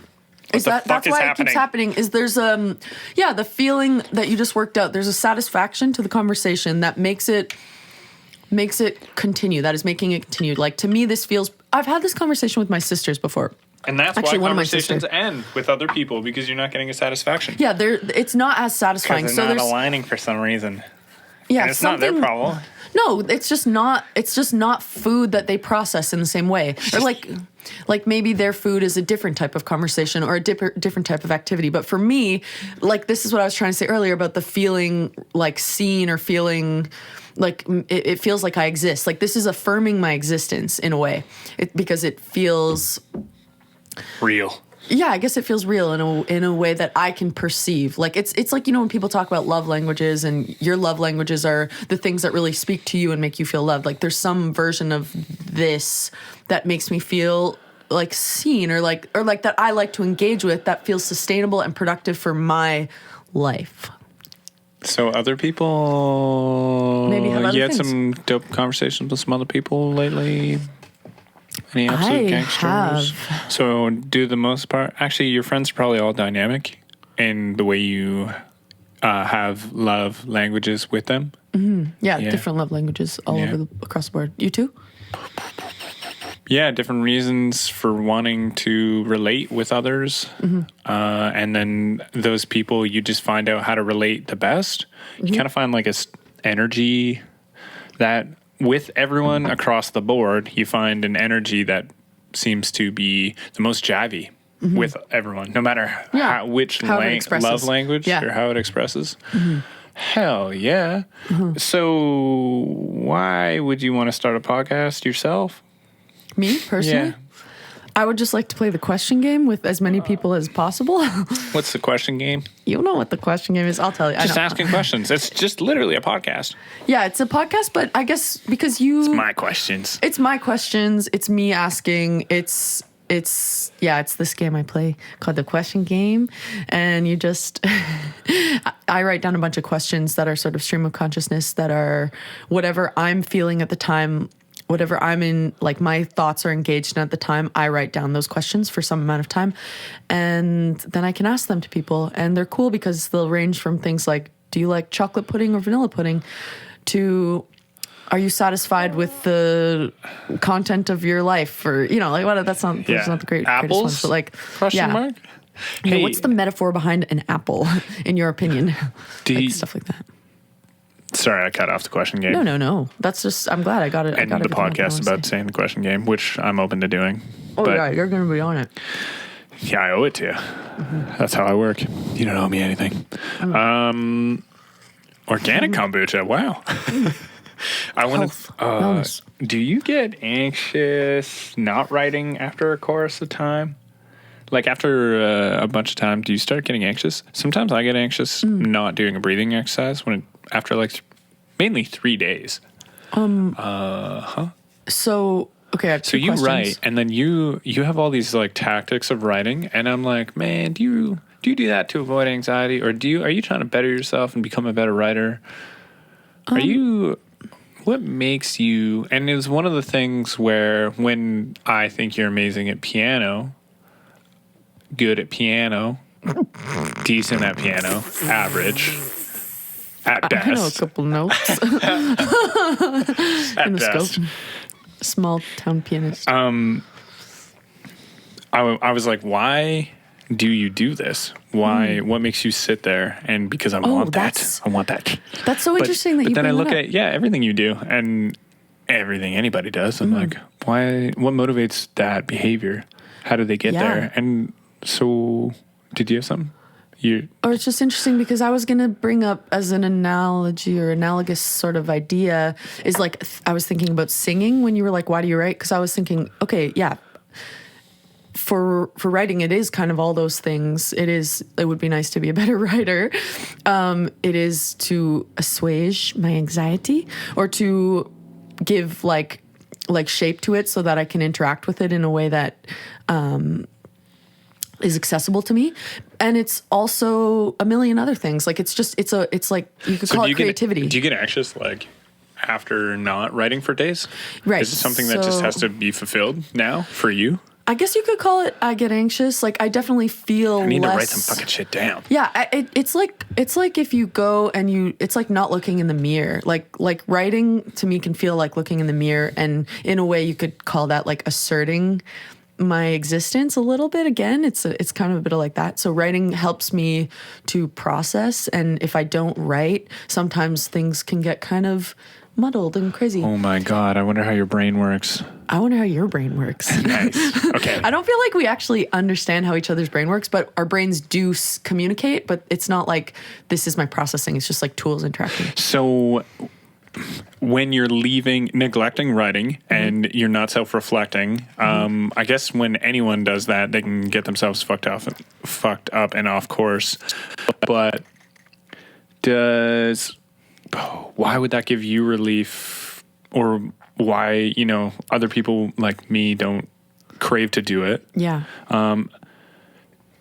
Yeah. Totally. You know what I'm saying? You're talking, coming up with ideas, living your life. Oh my God. And yeah, it's so interesting thinking about like how on earth your energy levels work or how you process, where you would go from between cooking something to just being like, do you get up and see the piano and then start playing it? For instance, the piano is in a room in the house. Yeah. Or do you think you should because you need to, you need to? Both. I guess every circumstance is different. Every yeah. circumstance is different. There's no secret. Like it's like that with, this is what I was gonna say about singing, is the same thing of like, it's a compulsion that comes out of, it's just a compulsion sometimes. And then within that, there's also structure that's like, I want to improve singing. I want to do this, but also I use it as just a vessel for expressing. Like, it's like, why do you do anything? You said that earlier. Why do you do anything? You do it because you exist. Multiple facets. Yeah, like we have because it's different relating to the world. senses. God. What's your equivalent of writing? I'm trying to think. Talking to people? I like breathing exercises. So what's a breathing exercise? I don't do that. I like Wim Hof style breathing exercises. So it's like holding your breath. 30 Exhaling. breaths, breath hold, and then a conscious inhale after.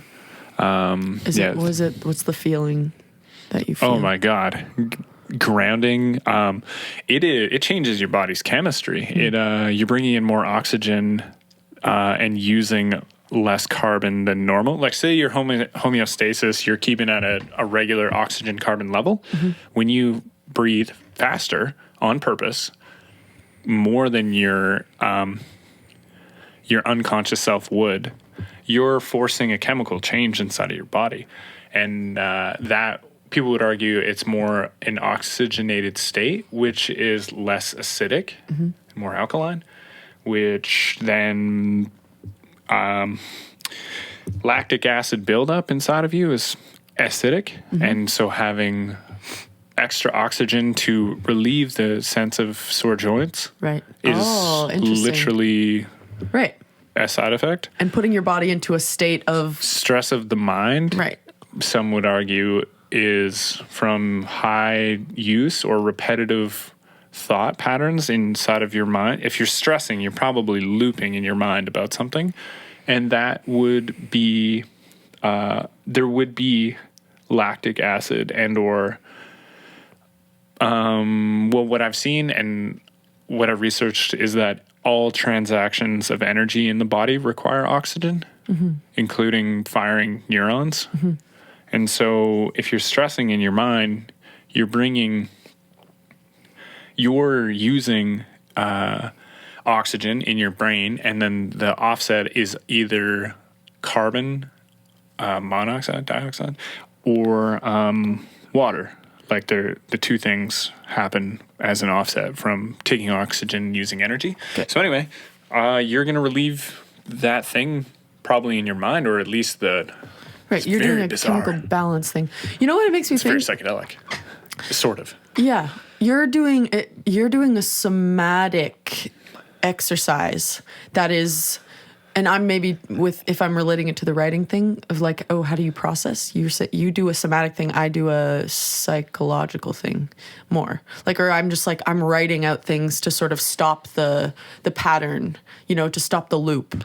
That's what I'll do. And you are doing breathing exercises, which stops the loop, but it does it from the perspective of the body. So then the body then is affecting the mind as opposed to the mind maybe trying to affect the mind. So physically, to me, I relate you writing. Like, do you ever think about how your pen is stroking, and though you're writing words and sentences potentially unconsciously, and then you focus consciously on how you're writing cursive and how your pen actually touches paper and the feeling of it and why it does that and these things, therefore now you've left whatever you were just thinking about, whatever even is the meaning of your sentences. You're actually physically in feel and in touch with the page. I only asked that because it would relate to the breathing and to physical changes of the mind. So it's not like that for you. It's more like what's in your mind, you write it down, and then now it's there and it's solid, and then there's no looping. Yeah. That's allowed to happen because it's written. What's going on? It's more that there's such a volume, and it's not the physical writing thing. That's not the point. Like, because I'll type sometimes, or I do a lot of like voice to text writing. Like I'm just speaking into the thing, whatever. Yeah. But more what it is, I think, is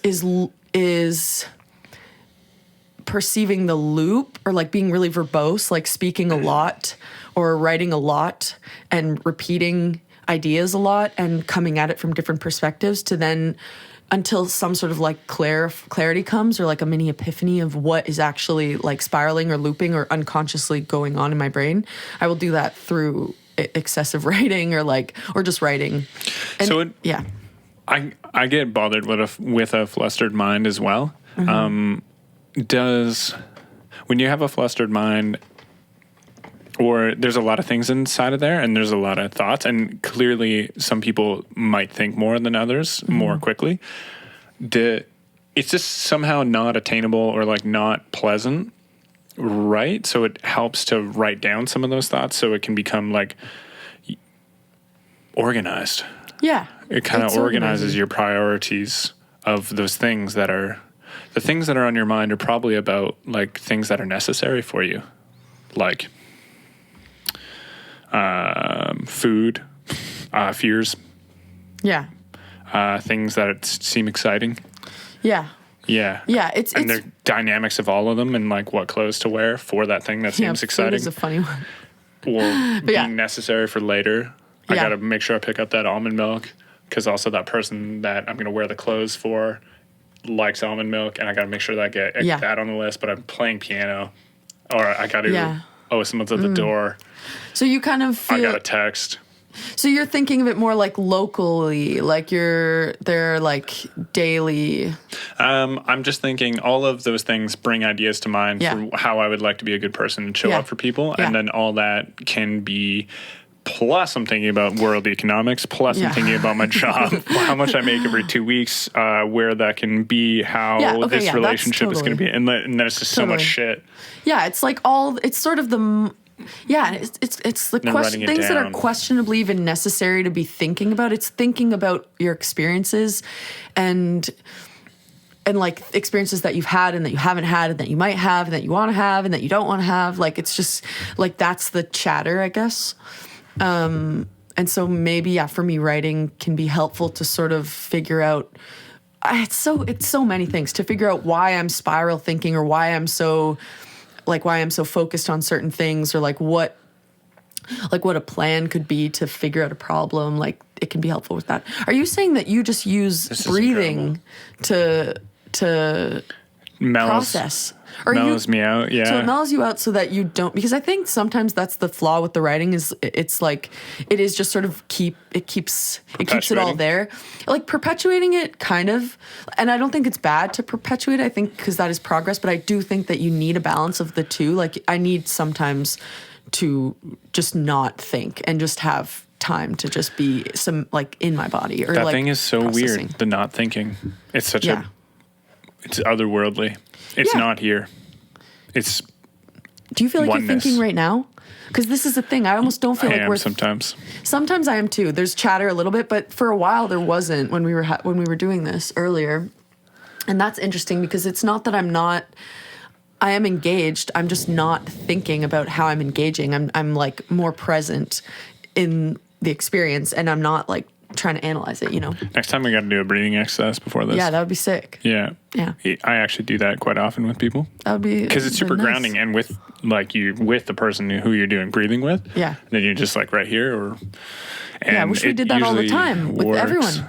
Would that not be amazing? And if hold you're just hands. I mean, that could be cute if that was more in our culture and not so hands. I'm sure they do. I'm sure lots of cultures do. I mean, I'm not sure because I don't know, but I feel like there's definitely room for a lot of space in between us as individuals that maybe doesn't have to be there. I was going to say, doing a breathing exercise, it is kind of like hitting refresh on the computer. Mm-hmm. It's pretty wild. Mm-hmm. And it's pretty wild. I just breathe. So sometimes I'm really caught up in something and it's really bothering me. Like, I've nearly solved every single thing with breathing exercises. And it's very weird because it's, for me, it's like forced. You would argue, or I would say it's, if I'm still having that issue, force breathing more because you can solve it. Yeah. And it seems that the breathing, it's mind and body. Your mind and stream of consciousness are affected by your body's well-being, like your hunger, your emotional, tired or not, whatever. And when you're breathing a lot, it seems to create all this oxygen that might make it potentially able to resolve things. Mm-hmm. But what seems to happen is similar to like a DMT experience or waking up from sleep. You have an ultimate nothing. Mm-hmm. Suddenly you are nothing is there. And then everything starts to trickle in again. Yeah. Where I was ultimately like super, super scared. Yeah. Fucked up, emotional, everything's bad, or it's even not. And then forcing the breathing though. Mm-hmm. Like you do it. This is and then it just like everything goes, and then now everything kind of comes back and you get to actually see it. Yeah. Okay, so I described it as two people, as you're on the shore and you're watching this stream. Oh no, you're inside of the stream, mm-hmm. not river, and you hit rocks and you move around and you go under logs and twirls around and crazy shit. And sometimes it's super mellow and running smooth, and that's like consciousness. And when you do a breathing exercise, you kind of slip out and your legs are in there, and then at a certain point you're completely out of the stream of consciousness. And then you're kind of observing it. Like, you kind of just teleport it out suddenly, and now you're seeing that it's a stream, and now you're seeing it, what it even had. Like, you're only out for a second, and then your toes start to dip in. You start to get the temperature, you start to see how fast it's going, and all that is, what are you worried about today? Like, what was those worries? What was, like, you were just thinking about these things. What, like, that is true. You were there, you are there, and it is there, and it is happening, and you have to be there. You live there. Maybe you're a frog. Or a tadpole, or something, salmon, and then you are suddenly back in there, but you're just okay with knowing maybe that it's a ride for long enough till you're in there long enough that you forget, and then, if that's fun to listen to, or if that's something. No. It's so cool. It's like you're just describing. I don't even again. And before you forget. I tried in my past, though I'm slipping on, and it seems to be coinciding with cold exposure and breathing exercises. It's shock. And before you forget that you're in a stream, I like to just do it. And then it has never been bad. There are times where I've fallen and shit. Don't do this driving. Don't do it in water. Do it in a safe place. And I know someone who did it in a garden and breathed so hard that, like, because shit can happen in your body, you can lose grip on your muscles and stuff because you're really fucking not you, potentially, because you're not used to that, because what you've done is put yourself into an oxygenated state, and you have to trust you're going to be okay. That doesn't feel like you, and that's uncomfortable, but keep breathing, and then you're going to hit a tipping point where everything just, like, you've never felt this way before, and then you finally come back to the homeostasis part of yourself, and then that's more you than, and is where you were. But you might have been, if you're stressed, in a really fucking carbony you are. It is defined, like, when you're stressed, you're overthinking, or your muscles are stressed, you are actually acidic. You're doing the science route. Which is also where, science or spiritual. But it is spiritual. It's just cool that you're talking about it in terms of oxygen, but it is spiritual too. Do you meditate? That's my meditation. And the reason why I'd say it's meditation, or the reason why it might be something special too, is that the breathing exercise is doing something repetitive suddenly, which might be the source of actually the chill and enlightenment or something, or whatever. It is stop focusing on what you think, just keep breathing. And you're so and breathing at this rate as opposed to sitting quietly. Breathing at that rate is harder, and to continue breathing at that rate, you kind of forget about everything else, because to even continue is really hard. And then to forget about something is realizing you were in something. To forget about the thing that you were in. It's so cool what you're saying, because it's so cool that you don't practice meditation, you don't practice Buddhism, but you're literally describing like you're literally describing something that I read in my little Buddhism book, and I don't practice it either, but like it's like almost word for word in a way where you're talking about the repetition. I'm saying about, I feel like I know what those are saying, but because of whatever made me even want to do that stuff. But which is feeling good, good, and feeling connected. But this should just there's multiple things. It's cool. It should be it is a really cool thing that you tap into this. But this is the whole thing of, like, these things are just guides to this thing that already exists, and you have shown to yourself that it already exists because you're tapped into it from your understanding of just, like, being a human, right? Like, you understand that, and like to feel good, right? And so I don't think you have to bash the books, and also it's presumptuous. Love the books. And it's the same thing with meditation. Meditation is like just another way to get to that thing, and it's not for you. But a lot of people find meditation is the way to achieve that state of, like, detachment and non-being, or whatever you want to call it, and it's really cool that I don't know where I'm going with this. I think the just it's cool. meditation is in the breathing at the start as well. Like Well- during these breathing exercises, though you don't always officially even say that you're going to do 30 breaths. Sometimes, I don't know, you do 20, 30, 40. Sometimes this is the crazy paradox, and so much I've learned from it is don't count. Stop counting. Why are you counting so much? Because then you're thinking about counting. And then that takes you away from Yeah, you're just letting paying go attention. of all Yeah, things, totally. which letting go of all things is I would describe being one with you. And it looks like instead of, because I think frontal cortex thinking is where all the words are and the cognitive idea of what the ego is and everything. And the you is instead of the blood or energy going forward into the frontal cortex, it just goes straight to you. And there's almost no forward. It's off. And it's just, suddenly you've taken a subconscious thing, breathing, and you've put it to the forefront of all your consciousness. And then you've made a connection to you like in the moment, constantly you, and there's no thoughts anymore. Then suddenly that's death in itself. It's an ego death. Yeah. Small one.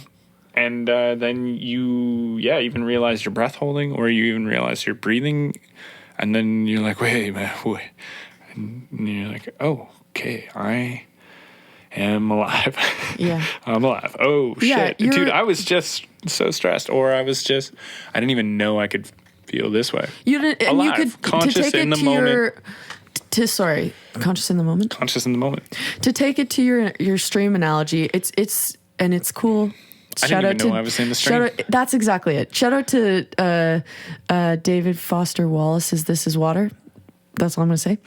But yeah, it's like you're realizing all of a sudden you're in a stream. That's all, and you realize that by extracting yourself from the stream, and then I guess it's not a paradox, but like the cool thing about it is being like not realizing you're in a stream, but knowing you're in a stream and performing a thing, aka the breathing or the meditation, to then become conscious of the fact that you're in a stream, and then extracting yourself from the stream by doing this thing and having the experience of the nothing, or the thing you're describing of the being inside, right? Directly connected to your body, which feels like no consciousness. It's weird. How do you feel about sometimes I'm like, okay, yes to all of this. Actually, it's not even yes to all of this. No. But people have a hard time, and sometimes I feel guilty or something. And again, I guess whatever, we can relate it back to the ego breathing thing. You don't have to feel anything, but like just that this is not living in the Matrix. Do you ever feel guilty for not wanting to live in the Matrix? Yes. Yeah. Yeah. You're like, why does everyone else, why? Because there's great arguments, which are all of them about like doing well in it and things you were taught in school and There's like a other dueling people forces. do things Yeah. good in it. Why are you bringing that up? Oh, I'm just thinking about What other people think Probably. about you? Or just I'm thinking about myself. And my parents and my grandparents. Yeah. I'm thinking about why is this not more of a thing to talk about? Or why does this, I feel almost like we're secret, where it's like we're cheating, not cheating, but like we're indulging. I feel like we're indulging by talking about this. I don't know. It's the breathing exercise thing. It's hard to keep going. It's hard to keep doing. It's Yoga hard to stay daily. Yeah. And constantly to practicing meditate. being close to. It's like hard and it's not. It's always accessible. Like we could do it right now. We could be, and that's the ultimate thing, but we're not, because we're having this podcast because we prioritized this level of like matrix engagement. We can't live there. You can't live there. You can't do breathing exercises all day. No, but You're gonna need watermelon to eat to live. But can you not be in the place that the breathing exercises take you to all the time? Because the breathing exercises are just a way to get to that spot. They're not the thing. They're only good because you can leave it. Yeah, And that's they're true. only good because there's two ways. Okay, It's only good because there's bad. yeah, And it's like yin, we have yin to yang. live in the bad. We have to be stressed. So then you have these people who are to be conscious bliss. and aware of this of this nature of being, and it's like when they Matrix analogy, they're conscious of being in the Matrix and they go back into the Matrix aware that they're in the Matrix. It's like that thing. Like you're aware. Does that make sense? I guess you can't always live in it. I'm relating to psychedelics. Yeah. And or breathing exercises, and I can't live high as fuck on psychedelics. No. And I can't live in the breathing exercise always. Yeah. I kind of need the Matrix. You do need the Matrix. Yeah. We wouldn't exist without it in a way. Let's say I don't think the Matrix actually has anything to do with ego and cognitive thinking living. You can cognitively live in spirit with understanding breathing exercises and psychedelics, which we're calling the Matrix. I think the Matrix actually exists in a fucking commercial sense in society, and there's a societal hypnosis that exists from Lockheed Martin to the pharmaceutical companies, the people who educated us to think that we need money to live and things like that. I think that more hits the Matrix itself. I like it as the example that we're saying to help emphasize, to teach or communicate about the mindsets that we can have in psychedelic and or breathing exercise or meditational states. Ooh. But I think the Matrix does exist, and it doesn't have anything to do with if you're on acid or not. You can be in the Matrix on acid or not. Like, I think the Matrix is the Matrix, the movie, and it also represents a part of society, which is like a mass hypnosis effect. I think I'm saying the same thing. I'm not saying news and stuff. Okay. Psychedelics are the Matrix. I'm saying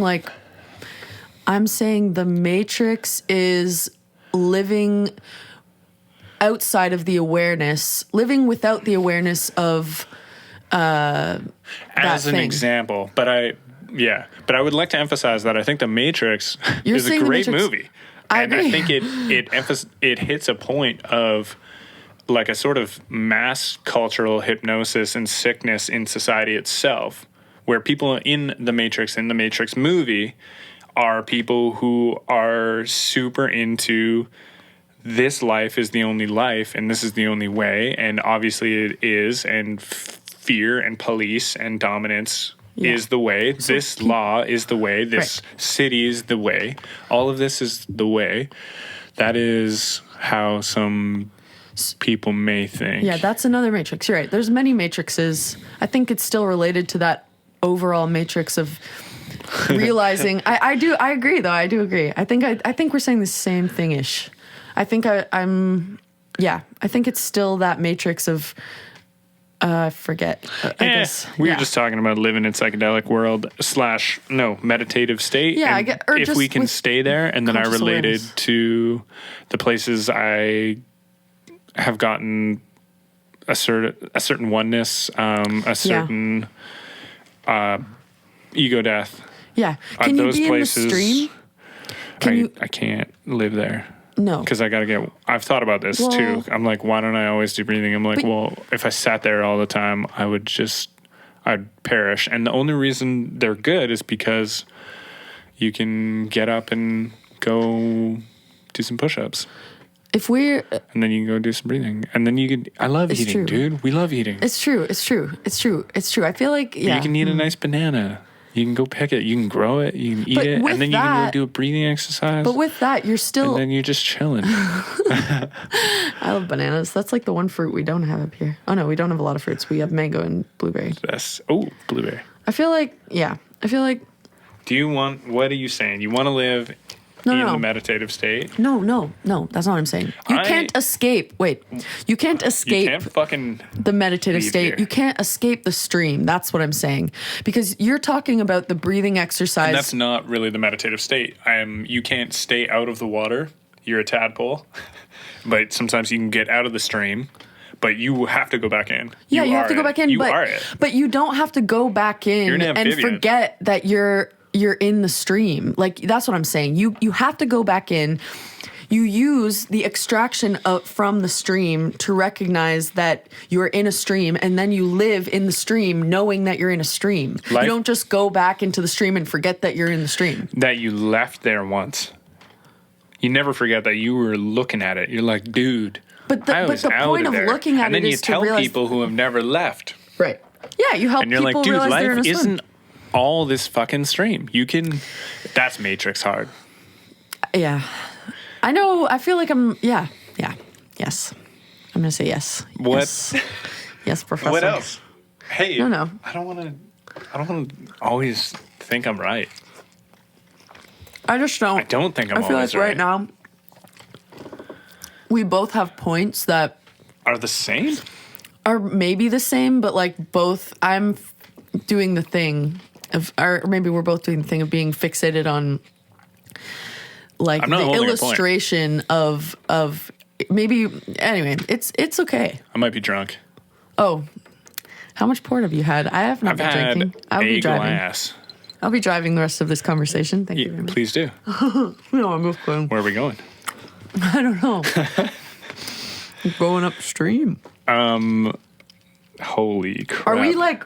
Should we be done? I don't want to be done. I'm just saying it's been long. I don't want to take up all your time. We should fucking. It's been 3 hours. We'll get there. Okay. I love this. 3 hours. Great. I just know like how daunting it is to look at a podcast and say, "Oh, 3 hours," and you can't even describe. Like, Oh, what are I you love going to that. put as the title of your podcast? No, Of this just- conversations your with. name. Oh, okay. Your name, number. Cool. Same as Jerry. I like that style. Do you feel? Listen do you to ever it all the feel? One thing that's coming up with this interesting thing of having it be recorded is I keep second guessing that the mic's on and thinking, oh, we're recording all this stuff.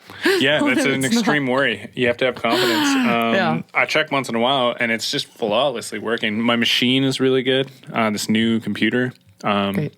The It's going to capture all my chewing sounds. It will. You're really close to the mic, too. You're doing great because, God, I stress when That other it's- people aren't. Oh, yeah. But I guess you're really forced into it, too. No. I'm doing the fade.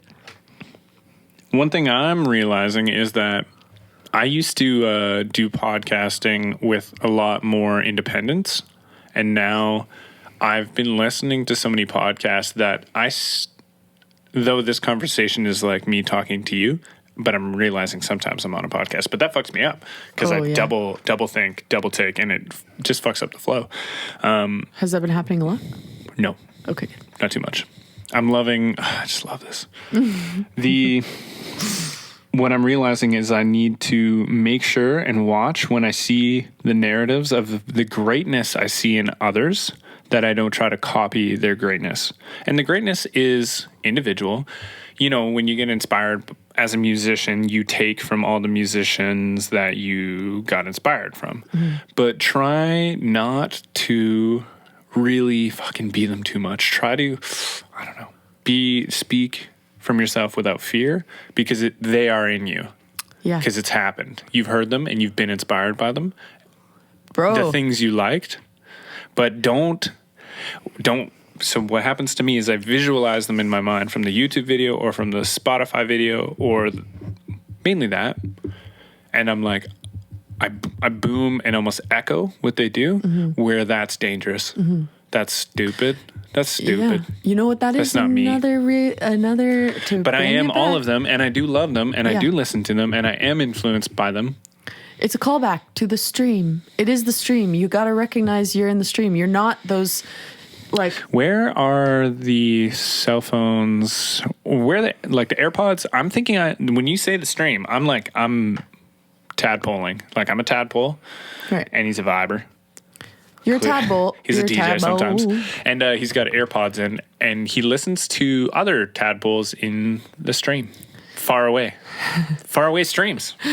Into other streams. There's only one stream. Oh, they're streaming. There's the only. Streamers on Twitch stream. Okay. I'm Can you saying, relate to that? So I'm like, a tadpole listening and you're a tadpole hearing listening. other tadpoles or bigger fish, sort of, Okay, because they got older. but the thing is, Frogs. Yeah, I would more picture it not like they're separate tadpoles, because this is still, you are the only tadpole in your reality, in your stream of consciousness. You're the only tadpole. Fuck. Okay. Hold on. Then I would say that in this context of this like mini stream, this mini sort of example of like this whole, you're in a stream and you have to become aware that you're in a stream. With the podcasters, it's realizing when you're parroting versus when you are separate from them. So they are the stream in a way. They're making up this stream of your understanding, and you're looking up to them, and you have to make sure that you are recognizing the influence, if that makes sense. Yeah, so that not you can mirroring. Not mirroring. Like you mirror for a while, and like you become. Because we do this in regular life, right? Like we mirror what we see. That's what we're reflecting, our conscious perception onto all the things that we're seeing and gaining understanding through that. But at a certain point, you realize I'm not all these things that I see. I'm my own thing. And you're using like what you see as a way to understand your own experience. In the same way, you're using these podcasters in a way to understand how you want to relate through this vessel of podcasting. I love. Yeah. And to me, that is the stream, because it's realizing you're in the stream and then becoming separate from it, realizing that they are not exactly, but like you are influenced by them, and then going back into the stream being like, I'm a tadpole in the stream, I'm not the stream, and la la la la la. It was really, it got really crazy when you started saying you're not the... because I referenced this tadpole in a stream, but you're like, no. And sorry, everybody, about the streaming. I started to imagine I was a stream going through the earth with all the rocks being eroded and the different ways it curves. Cool. And that is the individual consciousness of me and how my consciousness works. Yeah, and then I imagined that stream suddenly, right in the middle of it, it mirrored, which means it made a perfect imitation, copied another stream, which is the other person, another podcaster, anyone that you're copying. And I thought how bizarre it looked. Like maybe mine's got a tree, and it's there's a tree on the top left of my visual, and the stream's moving down and it's going around rocks and shit. It's almost like a divided up board game. And then there's this weird fucking piece, a puzzle piece, right there that is a different stream entirely. And it's like that person, that's from another person. Yeah, but we're all kind of made up of that, sort of. Yeah. So you're reflecting on... But I noticed that my apologies. No, go ahead. I noticed that in the podcast zone with people, I will be like, that's a lot like this podcast. Yeah. That's a lot like this. And then I'd be like thinking that, rather than that's me trying to imitate, or that's me trying to imitate, and or sure, there is likeness. Cool. That reminds me of something. Acknowledge that, but be present and know that like no one's ever sat here like this. Yeah. This is incredibly unique. Yeah, exactly. You don't want to feel like a mirror. Yeah. The only time use a mirror... But I hear things, and I will quote people, and there are similarities, but this is, cool. There are similarities. Of course. But be present, be here. It's like you said this with your dad, of embodying aspects of your parent, but you aren't your parent. But you can feel, it's like you use your understanding, your deep understanding of your parent to reflect on your own nature. Like it's almost sometimes like the deeper you understand another person, maybe the deeper you can sort of self-reflect, but then you're not becoming that person. You're just embodying them to like in such a deep way that you're able to perceive yourself at similar depths, but you just like reflect yourself through them. You know, like I can understand myself through understanding my mom, or like ways that she behaved, or like actions that she performed. I can perform them to understand her better, and then to understand how I relate to those actions, you know, or like those sayings or those phrases or those idiosyncrasies or whatever you want to call it.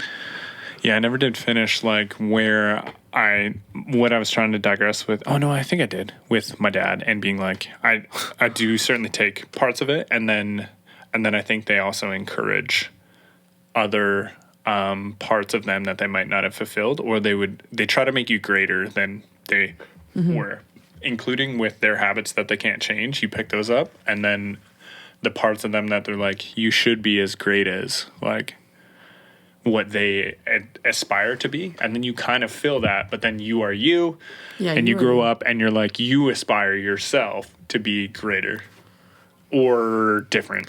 Or just yourself. Do you just aspire to be, do you aspire to be the most, this is my own phrasing of how I think about myself, I guess, but just, I try to repeat, like, all I can be is myself, and that's all I want to be. Like, I don't want to be, I have spent time trying to be other people, like, or do you, to some extent. like better self, like not images better self, of no. better self. Not better self. You don't do that. You don't do that. It's not. I mean, I have done that, but my evolving understanding is I just want to be myself, and that doesn't mean be the best. Blah blah blah. I just want to be myself, like the most myself that I can be, and that doesn't mean I have to be the best at everything.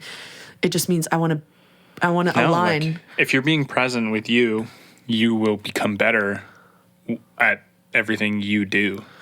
And why you even do the things you do. I mean, who even knows? That's sort of up to interpretation, right? Well, I'm just saying, when you sing, you are becoming better. Yeah, but I'm not singing necessarily to become better. I'm singing you. because it feels because then you can get these confusing things where you, like, if you grow up with a parent or someone who really wants you to do a thing because maybe you're good at it, or because they think you should be good at it, or whatever, and you just put all this energy into doing that thing, but maybe it's not a thing that is really completely aligned with you. Like, there's problems that come from that kind of engagement with reality and with people, where people who put a lot of, I mean, like, the best things come from an alignment with, like, your desire and maybe, yeah, your desire to do a thing and your practice and discipline with the thing. And, you know, I don't know. Like, for singing or for piano or whatever, yes, it will translate as being nice, maybe to you, because it's nice to me. And, yeah. I don't know. Yeah, I wonder what all the judgments are towards being a better self. Like, it's like self-assessment and it's almost like looking back at your habits and being like, are those habits serving me? Yeah. Being me in those habits, are they serving me? And could me, Totally. which is leaving the groundingness of just being yourself. It's like, to try to be a better self, you then go down that other rabbit hole of thinking. I guess so. It's like semantics right now, because, like, being yourself, what is even being yourself, right? Like, being yourself is a changing thing, and you could say, if you want to call it bettering yourself by, I would say they're kind of the same thing. Like, becoming more yourself is bettering yourself, because it's aligning more to what, it's not always going to look like you become the best at a thing. It might be that you stop doing something entirely because it doesn't feel like you, or it's like anything, right? It's just like behaving in a way, like you said, that makes you feel good, but that's not going to look the same. And it's not always going to look like domination, and it's not always going to look like being the most attractive or the most blah, blah, blah, blah, blah, or like the best at this sport or the best at anything, you know? Like, it's just going to look like what makes you feel good. Mm-hmm. Which might be dominating. Maybe. Mm-hmm. But also, I kind of think that maybe not maybe dominating in a small scale, like dominating in a consensual way, but not dominating necessarily. Like, I don't know, maybe. Many different ways. But I don't think wanting to dominate over all people, like, there's some relation with other people's will and other people's ability to be themselves, that if your will is to dominate people's ability to be themselves, then that's not exactly what I'm talking about, I don't think. I don't think that's becoming yourself. Shit, it's dynamic. Okay, so you just when I think that I'm about to, I don't know, get attacked or get... By me? Or, like, things are quiet and they don't make sense. Yeah, by you. Oh. Sometimes you're like, I don't I don't know what, and then you nail a sick point. Oh. And it's like, it's so relieving. Oh, It's so cool. It's so great. I thought it's so 'Cause- interesting that you think I'm going to attack. I'm not going to attack you. Or sometimes you're like, Do you think I'm defensive? no. Sometimes I guess people in my life have put on the same face and started with the first 3 words. Like, I don't even think that, like, right there looks like it's about to be aggression. Oh, and yeah. I'm like, whoa, I just pissed off Naomi. But then it's just like, you're just like, only just throwing it out there to be a point. Like, it doesn't need to look like this. Oh yeah, I do a lot It's of cool. that, like It's of fun. like lever, like because I kind of feel like everything is like that. Like you can always. It's not trying to play devil's advocate, but I don't want to. I don't like doing that thing where you're like, let me slam this point. Like this isn't debate club, really. We're not trying to win. Holy shit. I don't think. I would hope not. Hope maybe there's some weird subconscious. Am I trying to win? I don't know. I definitely have experienced that a lot. And that's just a thing that I'm, trying to understand about myself is like, I'm trying to really go against the competitive mentality. And like, I don't want to have to just be constantly trying to win because that just makes you really lonely. Because why are you trying to dominate people? Like is there not another way to relate to people that is, I mean, I feel like we're doing that. I don't think we're really, maybe it feels different to you. Actively like stop ourselves. Yeah, like we're relating because it's enjoyable, and it's not enjoyable to me because I feel like I'm dominating you. It's because I'm engaging with myself. I feel and you by extension. It's like bringing in new ideas that are really satisfying to me to be able to think. Like I feel present, I feel conscious, like, I just thought of my twin brother being like, you are so fucking full of yourself. Did And he the say last that? thing I said, no, he didn't. The last thing I said, I just thought of my the twin brother domination being thing? like, no, like I can't even remember what I said. Okay. Yeah. It's in Hey, the so transcript. last question, and it's something that I've been thinking to ask a more dying old man, but I think it applies. And it's if I was at your deathbed next to you, and we raved and thought about, Knock on wood. Yeah. I could be there. Yeah. Oh. It could be a great time. Yeah. Could have been for years. It's Yeah. not anyway. It will be. If I was there and we reminisced or thought back to how we had this podcast, what would you have been stoked about talking about? Ooh. So you're on your, and we're reminiscing about this time now. What would you have loved that you talked about? You're on your deathbed. I'm so glad we talked about that. Mm-hmm. Anything important? You don't have to say anything. Yeah, I could say I remembering the funny bits. We talked a lot about assholes, about sleeping with your sister. That was pretty funny, but that's not what I'd remember. If there was any topic that you would want to bring up that you were so stoked that you brought up and it meant the world to you, what would that topic be? Or what comment or question or anything?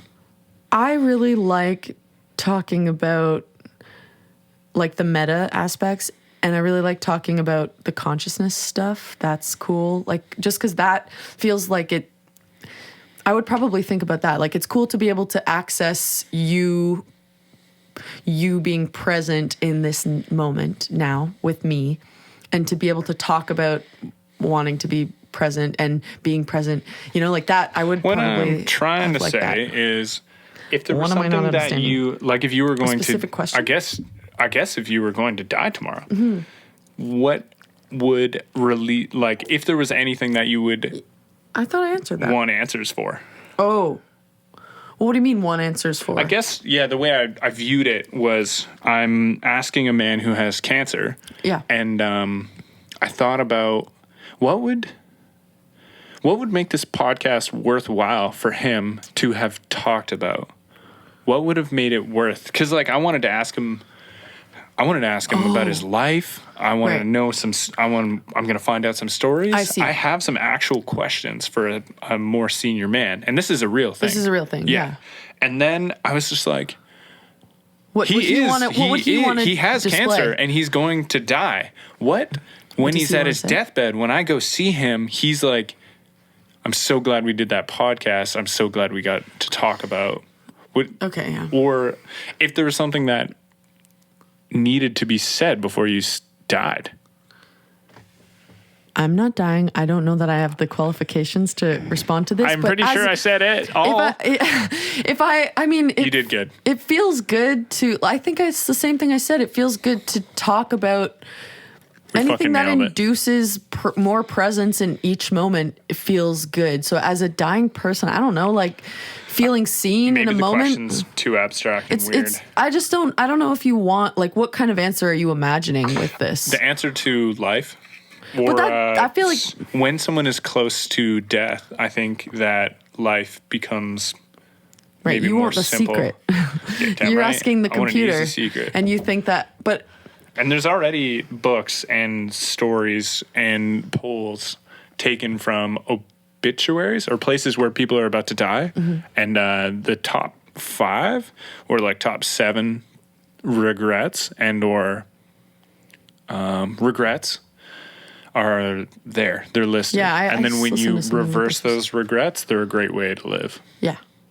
But so, like, what you want me like? Because then I would just Fuck, say man, the I'm classic sorry. thing. I'm sorry to freak you out. No, you didn't. You're not freaking me out at all. You're not freaking me out at all. I just feel like you're looking for an answer. You're looking for an answer that is not my answer. But I don't think that my answer is bad. I feel like You're right. you're expecting something from me, and I can't just give you what you're expecting because I don't know what it is. Thank you. Yeah, I'm sorry. I hope that you do find the answer, and I think that within what I said, the answer is there because I think it's there. coded. Yeah. Because I answered based on what you wasn't- asked. Yeah, I just It's wasn't not- sure if, but you did also finally get what I said. You were like, oh, Well, it's but just then your answer is fucking legit. I say but I still think my answer is the same. It's fucking legit.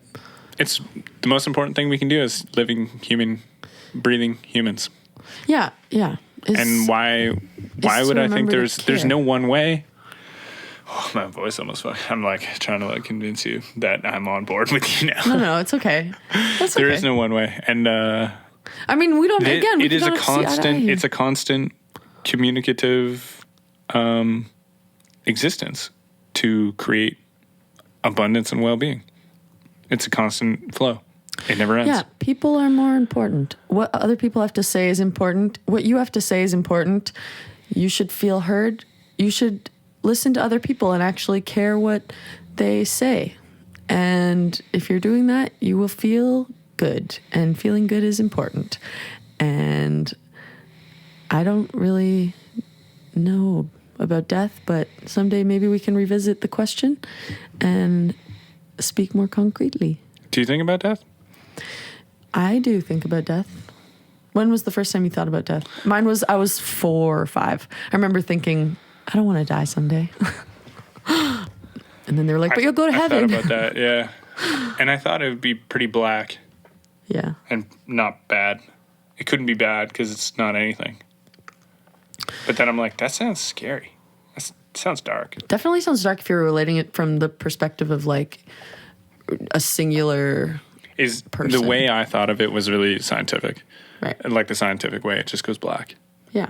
Yeah. But yeah, I the don't way I actually- remember firstly thinking of it. But who knows if And I heard that's about the really what heaven it is. heaven thing, and then for some reason I broke it down. You know Well, what? there was like a vibe against religion Mm-hmm. already. So then I kind of broke it down myself. I was like, there seems to be some flaws in this God guy.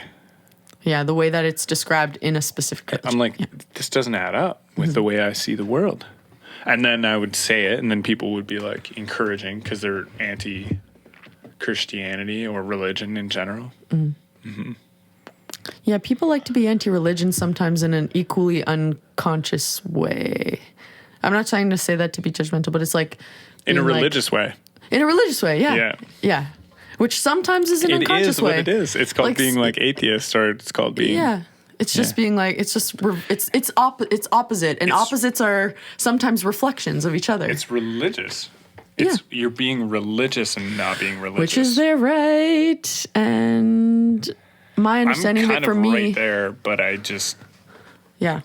am down with oneness and spirituality. Yeah. But I really liked everything that you kind of finalized on. And Okay. we I can- like where we ended on this. Yeah. I think we did good. Love you guys. Thank you. Love you all. Thanks, Naomi. Shout out to my people. that I love. Thank you, Colin. Thank you for having me. This was great. I don't know if you're going to edit this out, but this was awesome. Stay tuned For when love he's on you my all. podcast. Yeah. Okay, bye. Bye. Now the secret podcast. Okay, tune in. It's the sound of mangoes being eaten.